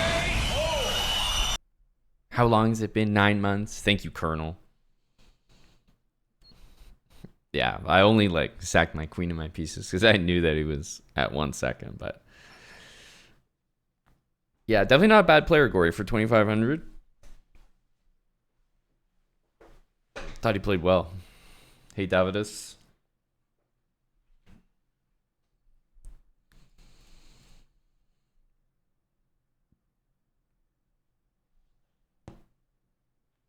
Jadoob 25. Hello, Jadoob.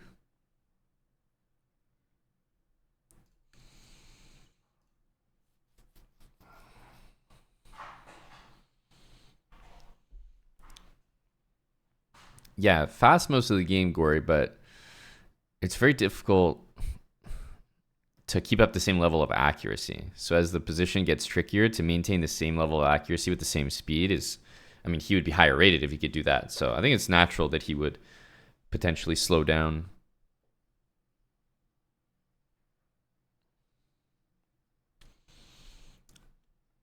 Daniel Dubov. Yeah, Daniel Dubov seems all right. I haven't really spoke to the guy. I kind of like his inventive way of playing chess. I definitely think he's a very strong blitz player.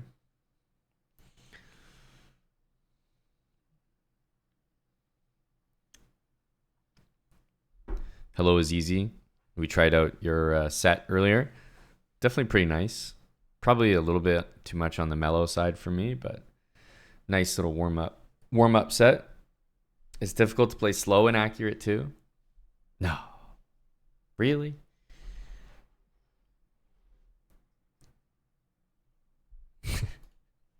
Slow and accurate.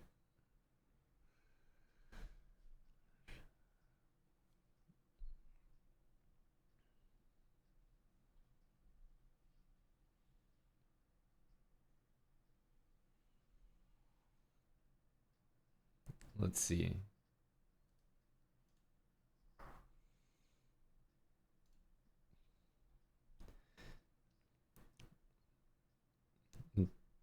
Tough to keep up here. 2936. Impossible. Impossible. 2800 even impossible. Way too grindy. It'll definitely take some L's playing for +1 every time. No way. But 2700 achievable. Achievable.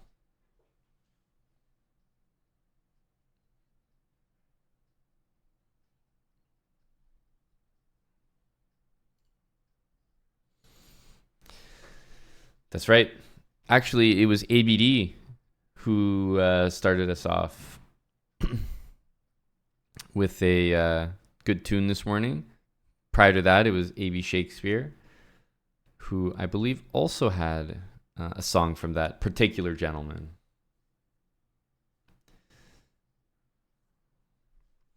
Yep, we're right behind Kramnik here. This is important. Could be just a win away from surpassing Big Cram.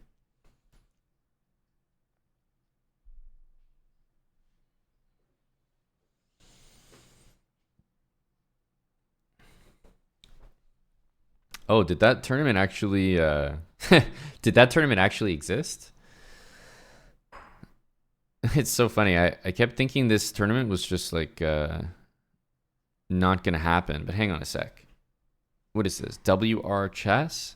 This isn't that one that Hans was talking about where it was like $1 million entry, right? Or anything like that.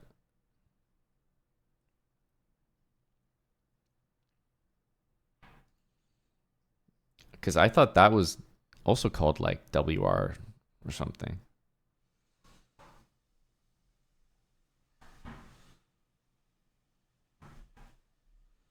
So what is this?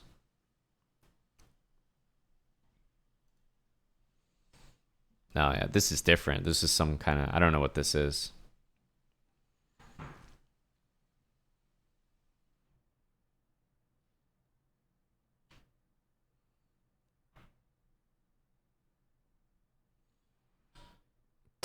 Topalov is playing. I haven't seen him play too much. 2 games per round. Yeah, I thought that other thing was called VR chess, but damn, guess not. Kosteniuk with a big victory. Reza with a dub.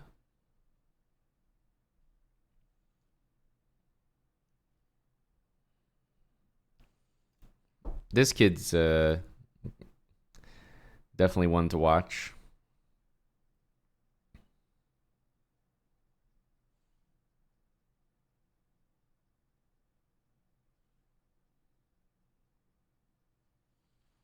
I saw that Bazmaniac.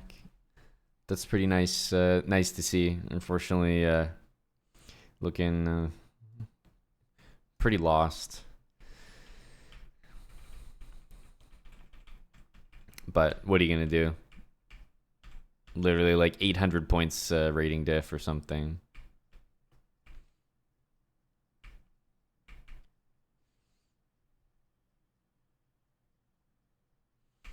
Ouch. Yeah, out of her depth is a good way to put it. Not her fault. Not her fault. But yeah, I guess probably being knocked out.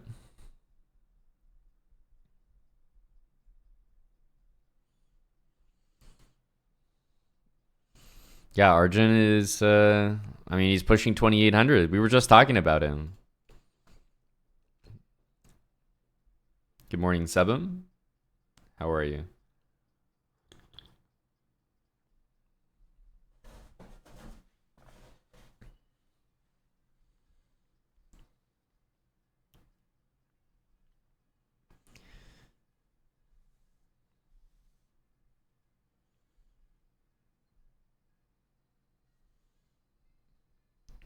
Yeah, the experience of playing a Super GM is nice, but I'm not gonna lie. If your rating is 2000,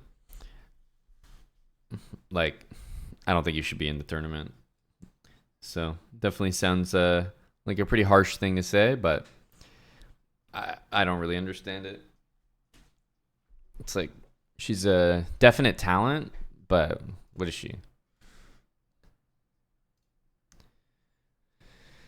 2088? Like, what are we doing here?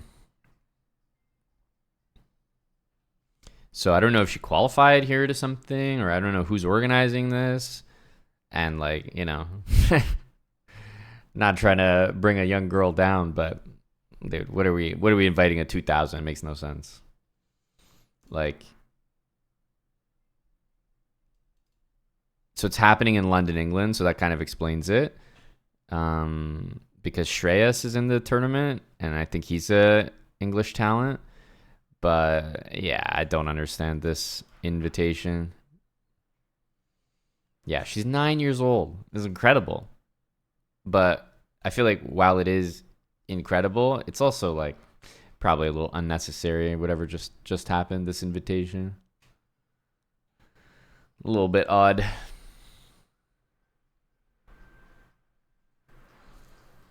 She's the daughter of the sponsor. Makes sense. Makes sense. Hey, if I had a bunch of money and a super talented kid, you'd probably see me organizing the same goddamn tournament. So I feel like daughter of the sponsor is probably the. I feel like that's the way that I could see it happening. Otherwise, yeah, I just don't understand it. Actually, 9-year-old Amon Hamilton would absolutely get rolled by this girl. Absolutely rolled.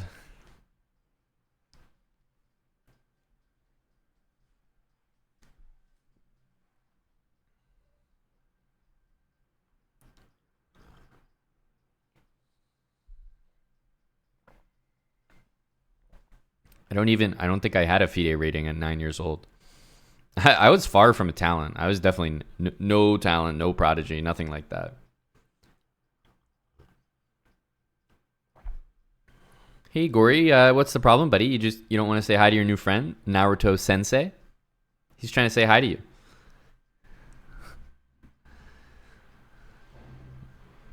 Thought you guys were buddy buddy like that.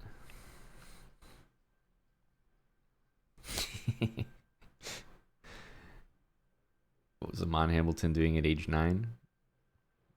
I was FM in 2009. Right, I was like, 17. And I wasn't even 2300 at that age. I won the FM title in a Canadian zonal event. So I was like 2100. Because in 2012, I was still not even 2250. And that's quite a while. At that point, I'm like 20 years old. So definitely nothing special.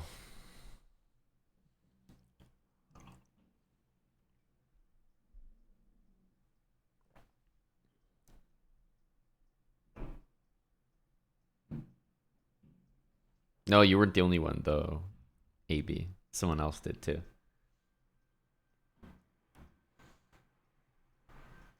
Yeah. She seems like a very exciting talent. But yeah, I definitely don't know what's going on here. 16 of the world's best players? Huh?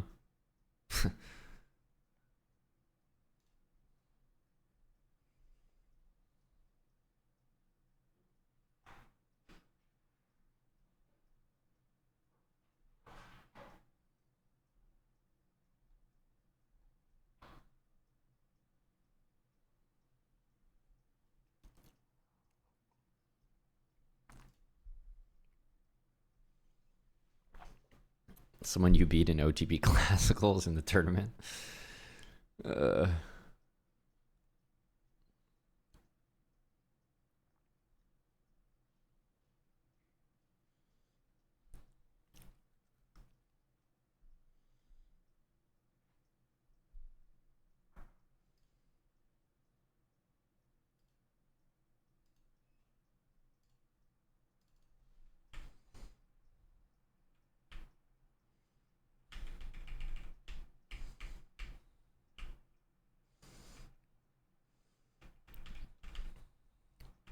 Geez, it looked like completely dead for Kosteniuk in the beginning here.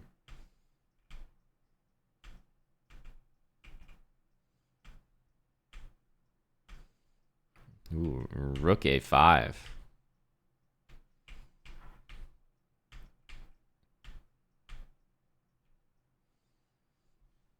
was going to say, interesting that we didn't see this move.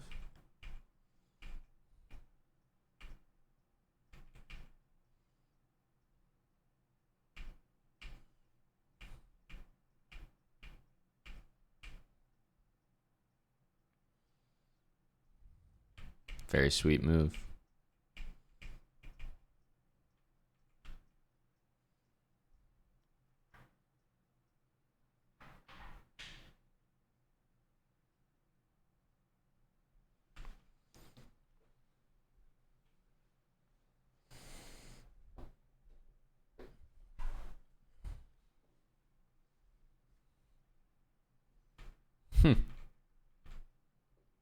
Pretty nice game.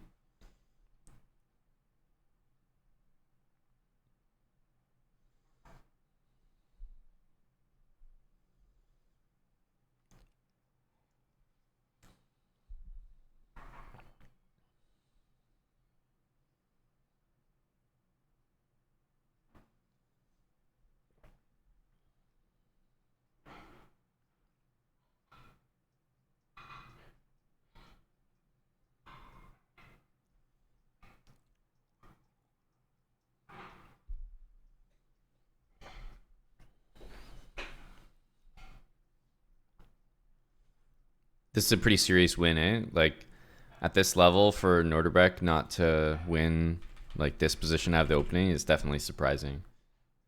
Not to say I would have done any better, but you know.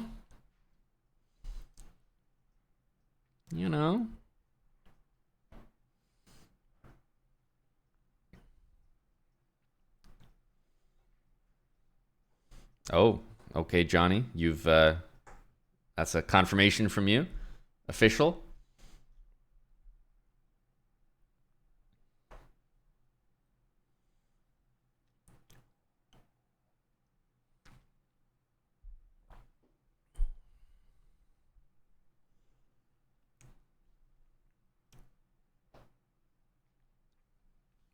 You think we could do better than that?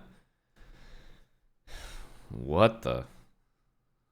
This guy has the football pieces or what?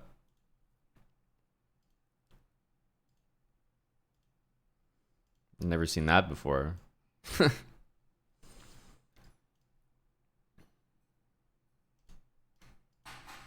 Okay. Bishop d7 is definitely a funny move. Like, we can't be losing to those pieces, right?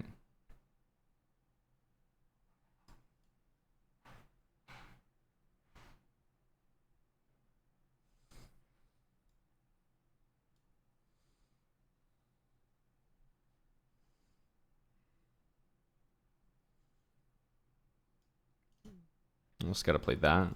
Yeah, or that. Makes sense, to be honest.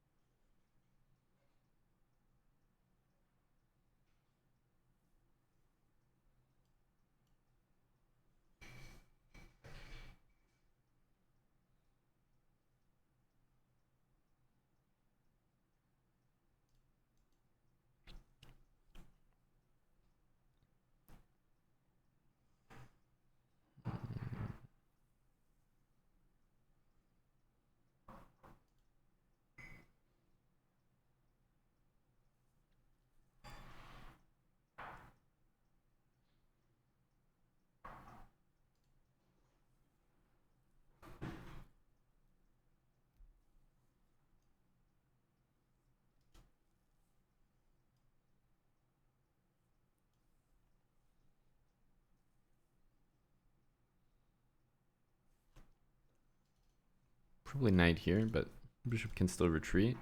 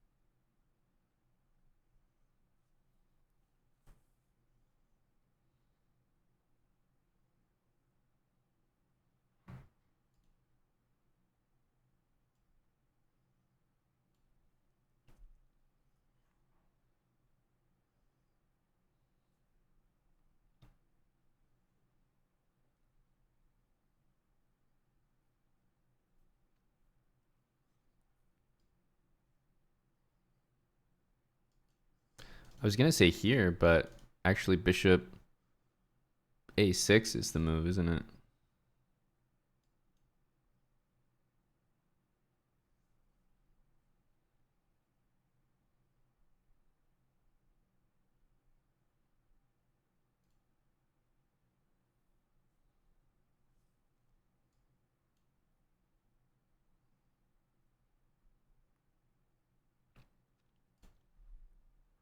To football pieces. They're coming at us here.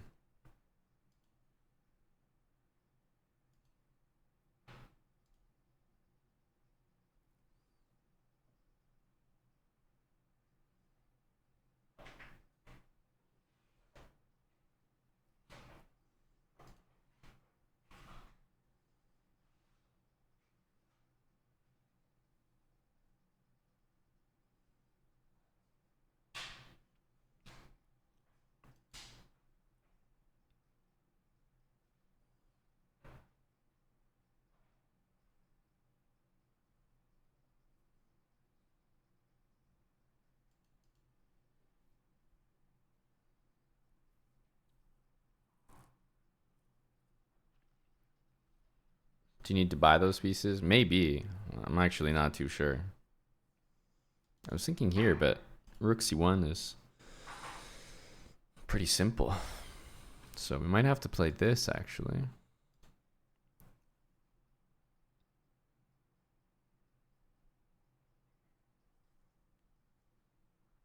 AB, thanks for the song here. What do we got?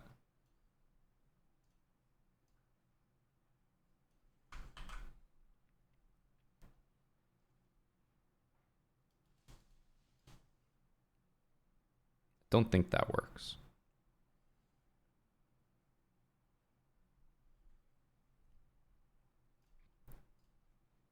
Hope it doesn't. Let him calculate it. Oh, more songs from Paul. Always a good call.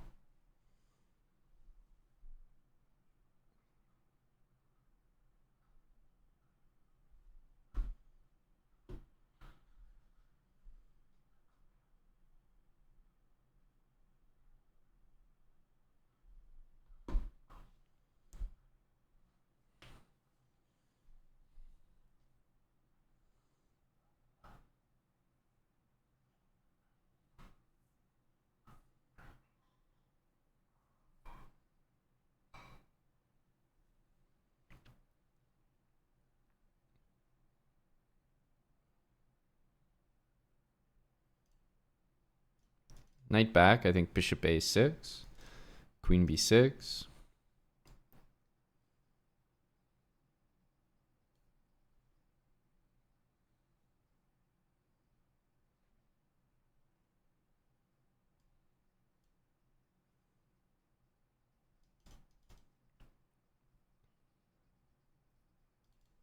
Actually, maybe even just rook b8. We also have this knight e4 move.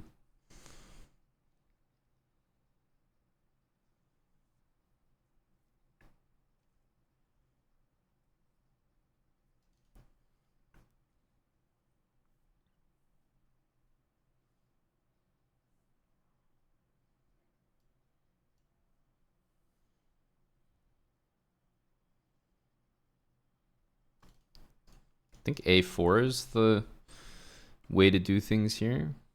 Queen g5, we have this. Here, I think we just go...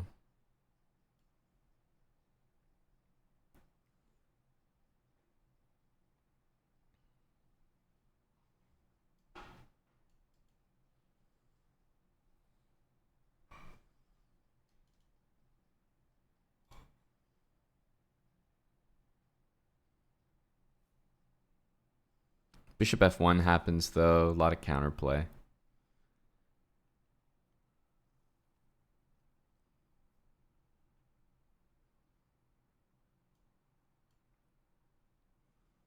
Knight d2, maybe then we take. Pretty risky move. There's a few moves coming.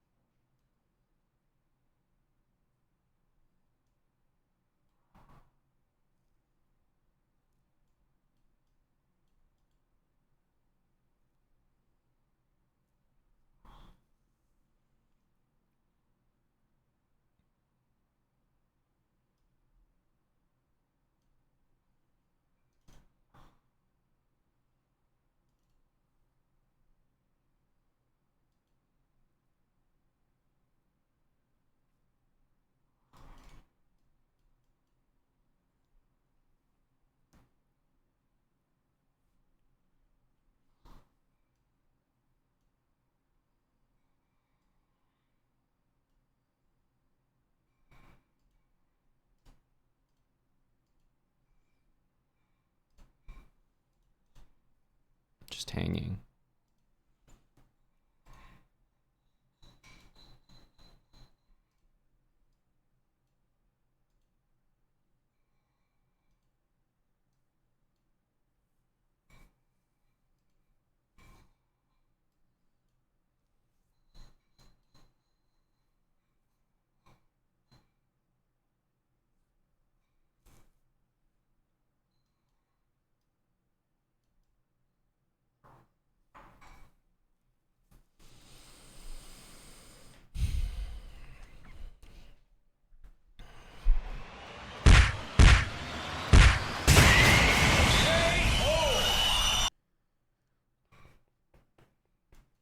Sure thing, AB.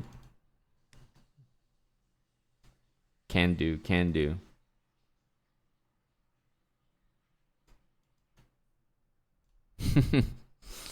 Too romantic.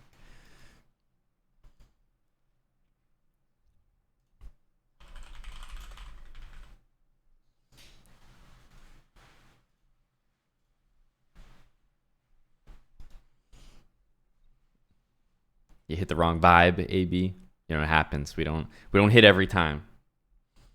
Can't be that good. Purox, thanks for the 33 with Prime.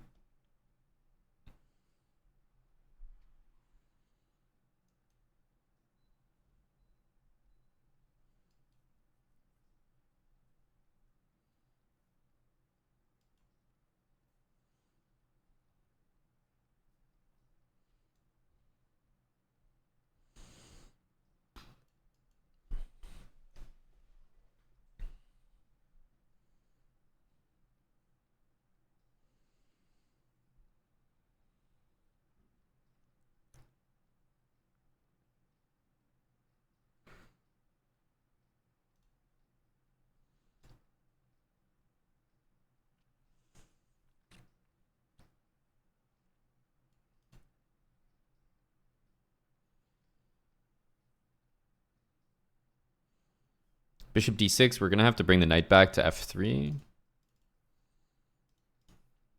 This one I don't mind as much.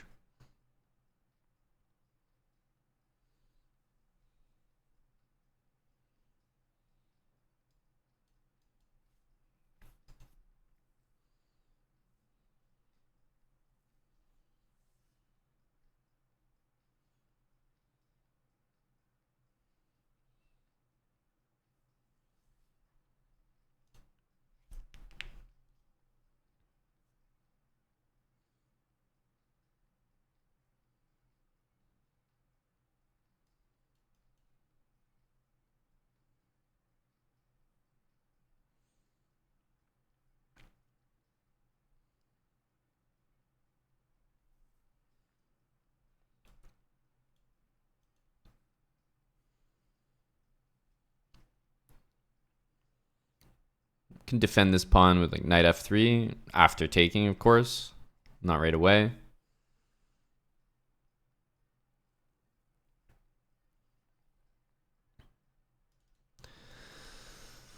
It's a pretty good move.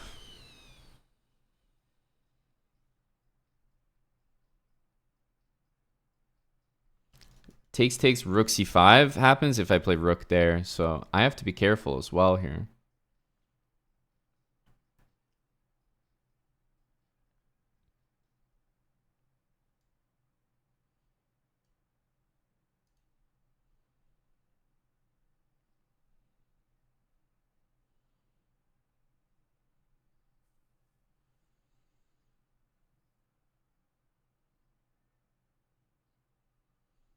Maybe a6 could be a move.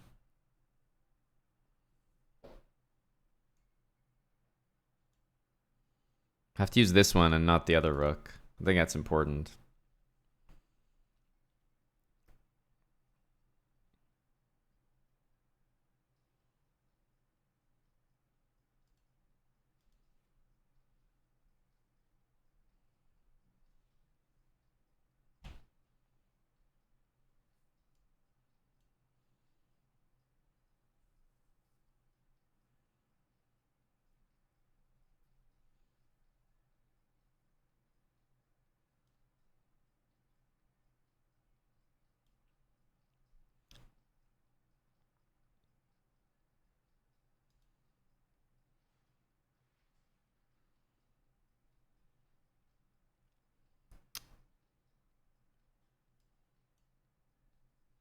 I want to play like knight f1, queen b3, and just go for this pawn. But I'm thinking maybe the knight needs to be on c3 to hit that. I like my position. It's always a good thing.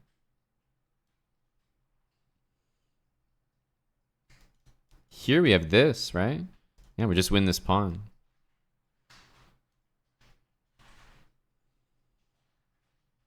I'll happily trade it for that one.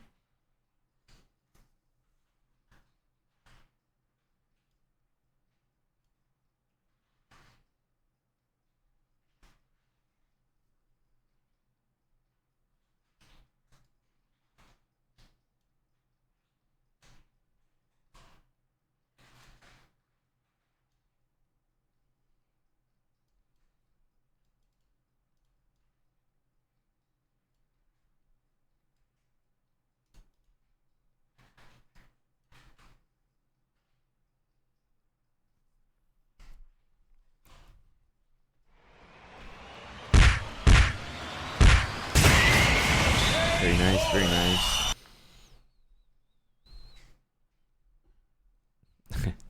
Good pivot on the song, AB. You know, wasn't feeling the position earlier, but we came around to it. The song improved, the position improved. Mouse slip? Let me just say no. I don't think it was a mouse slip.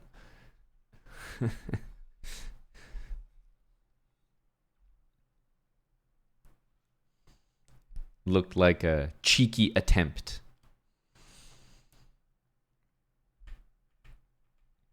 But cleverly disguised. Why do you take with the queen? I mean, he can take any other way, but you lose the queen there, so it would basically be the same thing.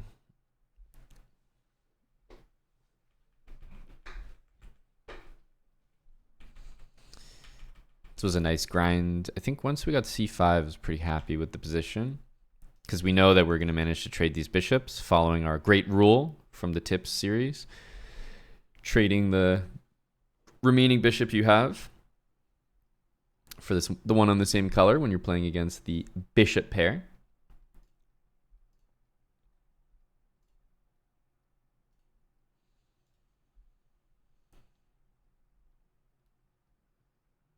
Yeah, the a pawn was just great all game, and by the time we lost it, we were completely winning. So it's kind of a nice feeling. It feels like it really just did what it was supposed to do, you know?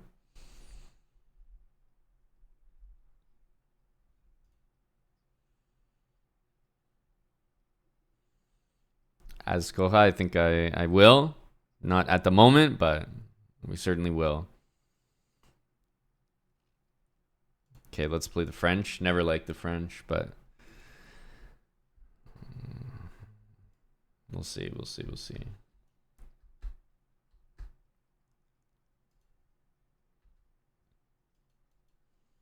This line is kind of old and out of fashion.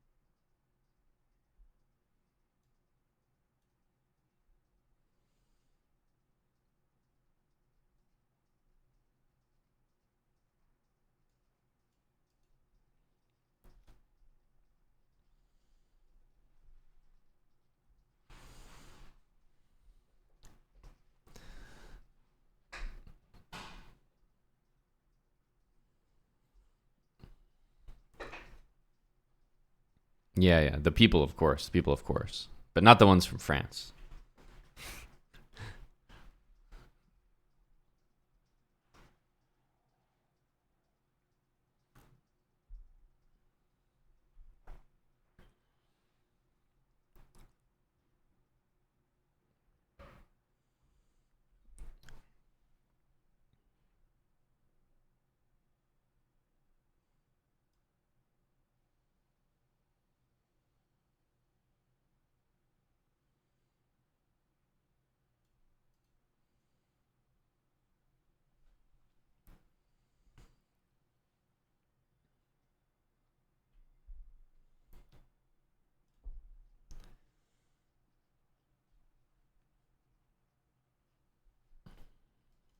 Knight's got to go somewhere. This is pretty normal square. We have really weak squares here, so I feel like if the pieces start to occupy them, it could be bad for us. Rook b8, just maybe to get b3 out of him. Because if b3, then c5. But of course, he'll probably react to that with what? Knight a4?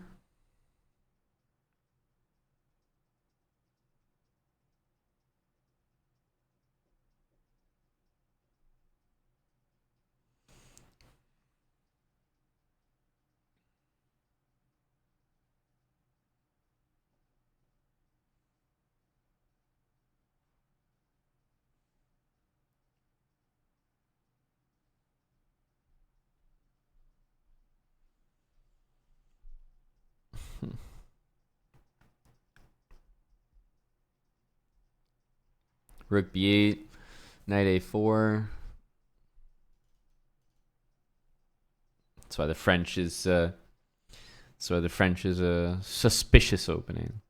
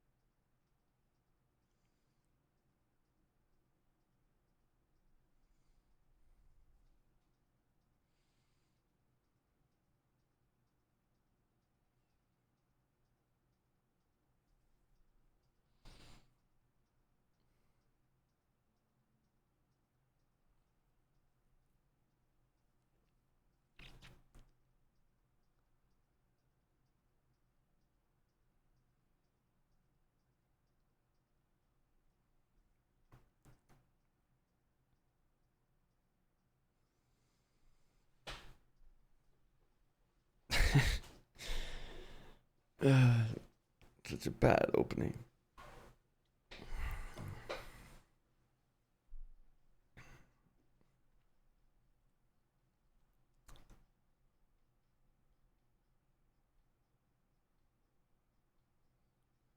Because there's nothing wrong with our position. Like, this is what we're supposed to get, but then it's just like not good, you know? You get what you're supposed to get, and it's subpar.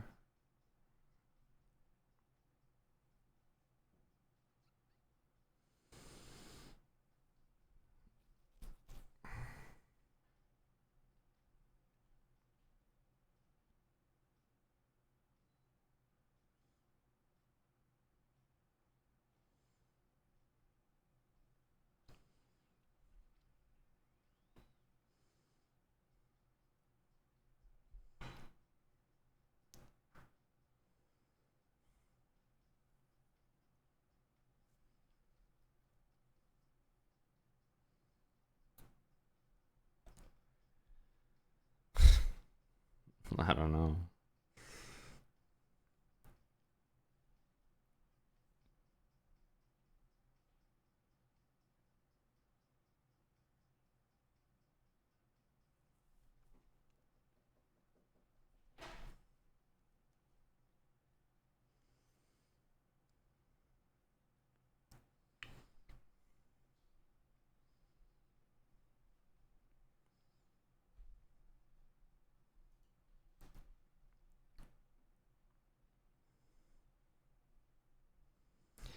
All right.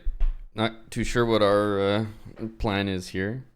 Because I think both knights will most likely make an appearance. Queen c2, I have to say, I didn't expect. But not like it's a bad move.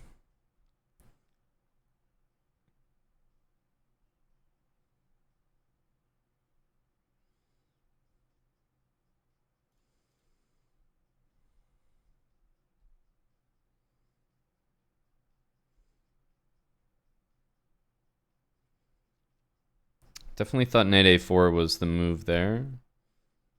Here, might gain some time.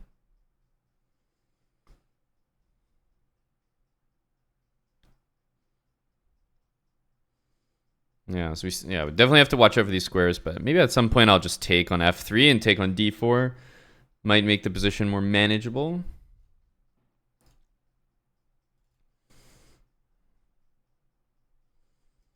b3, c5, so of course we'll see knight a4. But rook b4 now? Are we not winning pawn? Maybe we're winning a pawn, but we're allowing, you know, everything bad to happen. Yeah, rook b4 definitely wins something.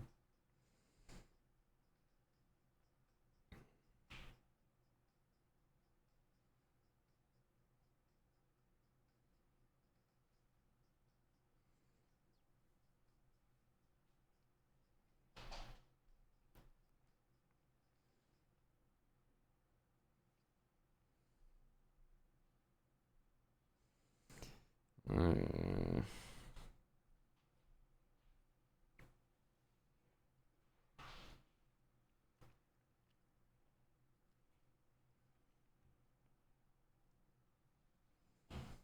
taking on f3 and taking on d4 is extremely tempting.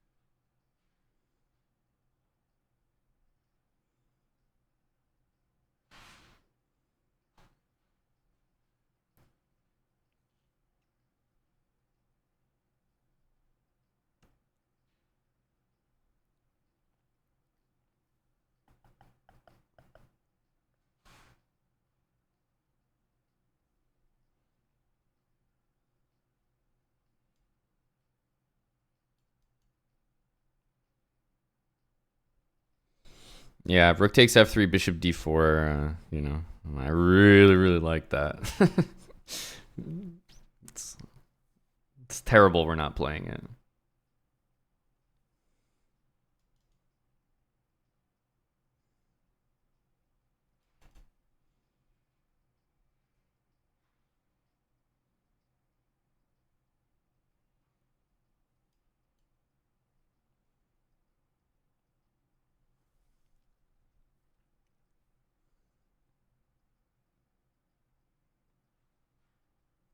I'll probably take this.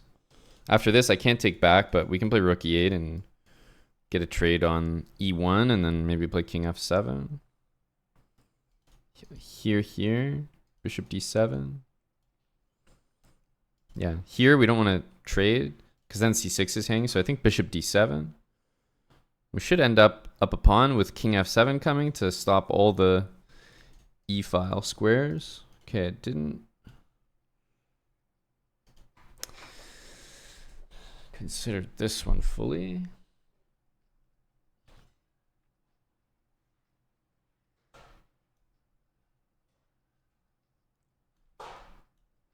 I don't like king f7 as much because knight d3, knight e5, but okay, we have these two pawns. The rook is coming here. Definitely kind of suspicious. Okay. We have to go for this endgame, especially given the time. I mean, he's giving me the opportunity to do this, so I think we should take it. Anytime we can liquidate like the rook off the board, it just eliminates all the... Be much easier to pre-move this endgame.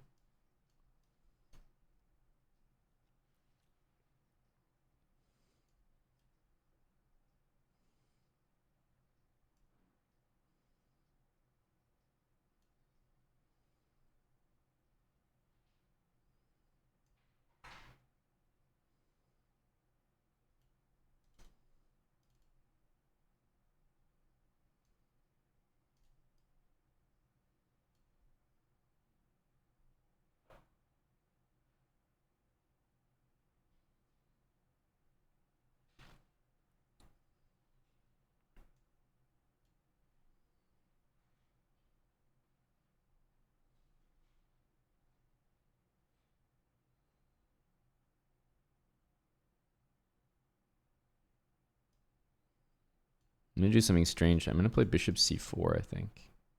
'Cause I don't think he can take it.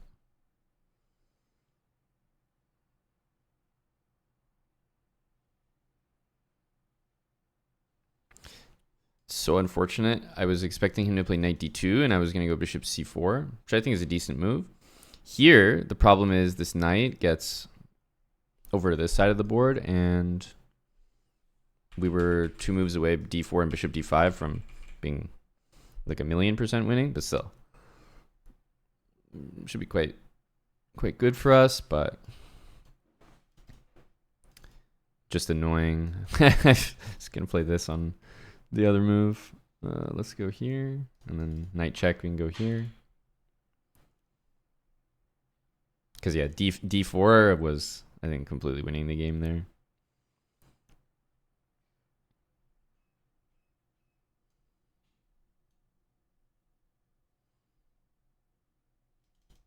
Just kind of feast on these pawns. Make sure to advance the pawns on dark squares. It's a huge tip. If you have a bishop and two connected pass pawns, then you always want to advance them, like light square bishop, and then so you put them together, and then pawns on dark squares. So I would never play c2, for example. It would be a terrible move. Just d3, d2, and then the bishop covers the opposite squares.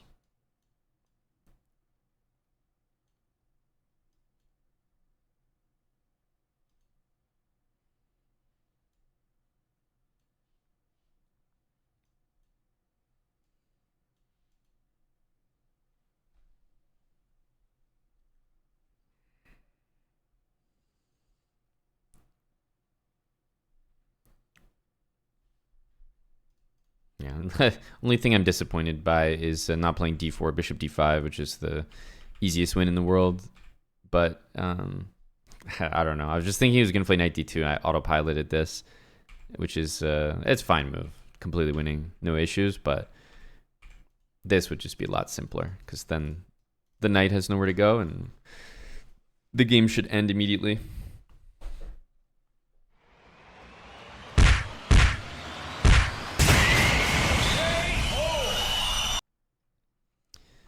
So we made this position really work here. So I did rook b8. I kind of liked the move.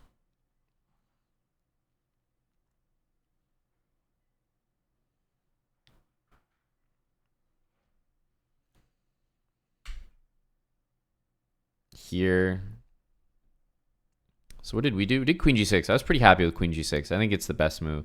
Queen c2 looks like a mistake. I thought this. And what does the engine give here? It gives e5. Knight takes e5. Bishop a6. It's knight d7, but I guess it likes this.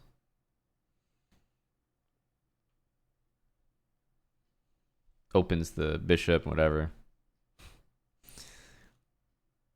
But yeah, it looks like the entire thing is based on like a bishop here and a pawn there move. Because you can take like this, but this is known to be pretty good counterplay. Like black goes like rook here. Here, the rook on b4 also hits the knight on h4. Bishop h3, and this bishop's still hitting the pawn. We also have like sacrifices, so the queen's tied to both knights. But yeah, this is an old line.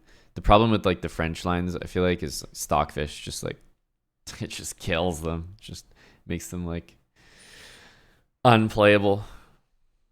Canadian rock fan, thank you for the 42 months. And as a Canadian, especially happy Thanksgiving, buddy. Rook takes f3. Oh yeah, I said I liked rook takes f3 a lot. So the moves that the engine likes here are, yeah, rook b4, pretty much top move. Rook f4, just as good. Rook takes f3 is the next best move, though, which is not surprising. Basically here, I throw away all my advantage for a position that might be easier to play, and I'm sure we would still stand a decent chance of winning, but we also have more chances of losing. So rook takes f3 was maybe the third best move. Here, rook takes f3 again is a fantastic move and probably a little bit better than the move we did. But yeah, g5 or rook takes f3 once again. Like this is just a objectively good position. Even though we don't win this pawn, it doesn't matter. Like just play bishop d7, maybe king to d6 would be the best square. Just start pushing some pawns here, and the pieces are just so good. So yeah, definitely a good move there. I decided to go this route, which in the end maybe wasn't ideal, but I certainly like this. Bishop f5 and rook b1. Yeah, this was very good, and now very easy endgame with two connected pass pawns. He is an exchange up MN, but we have two amazing bishops. White has a horrible structure, and we have three center pawns that just stick together, and the knight has no outposts or anywhere to go, really.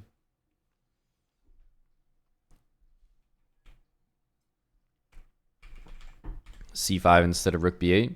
I like c5, but what would your follow-up be? Because if the follow-up is rook b8, then maybe we could save it. Otherwise, if the follow-up's like bishop here, I feel like you could try to play like this, rook d8, e5, d4, but it's just very risky as well. I feel like we're handing white, like there's going to be a c6 move that happens here. So we can go here thinking like next we're going like that, but I don't know. White has knight in here, pawn to c6. I think unnecessary just because rook b8, rook b4, or like queen g6 should be better options, but computer doesn't hate it. Doesn't hate it. You can definitely play it. And it'll be slightly complicated for white to deal with.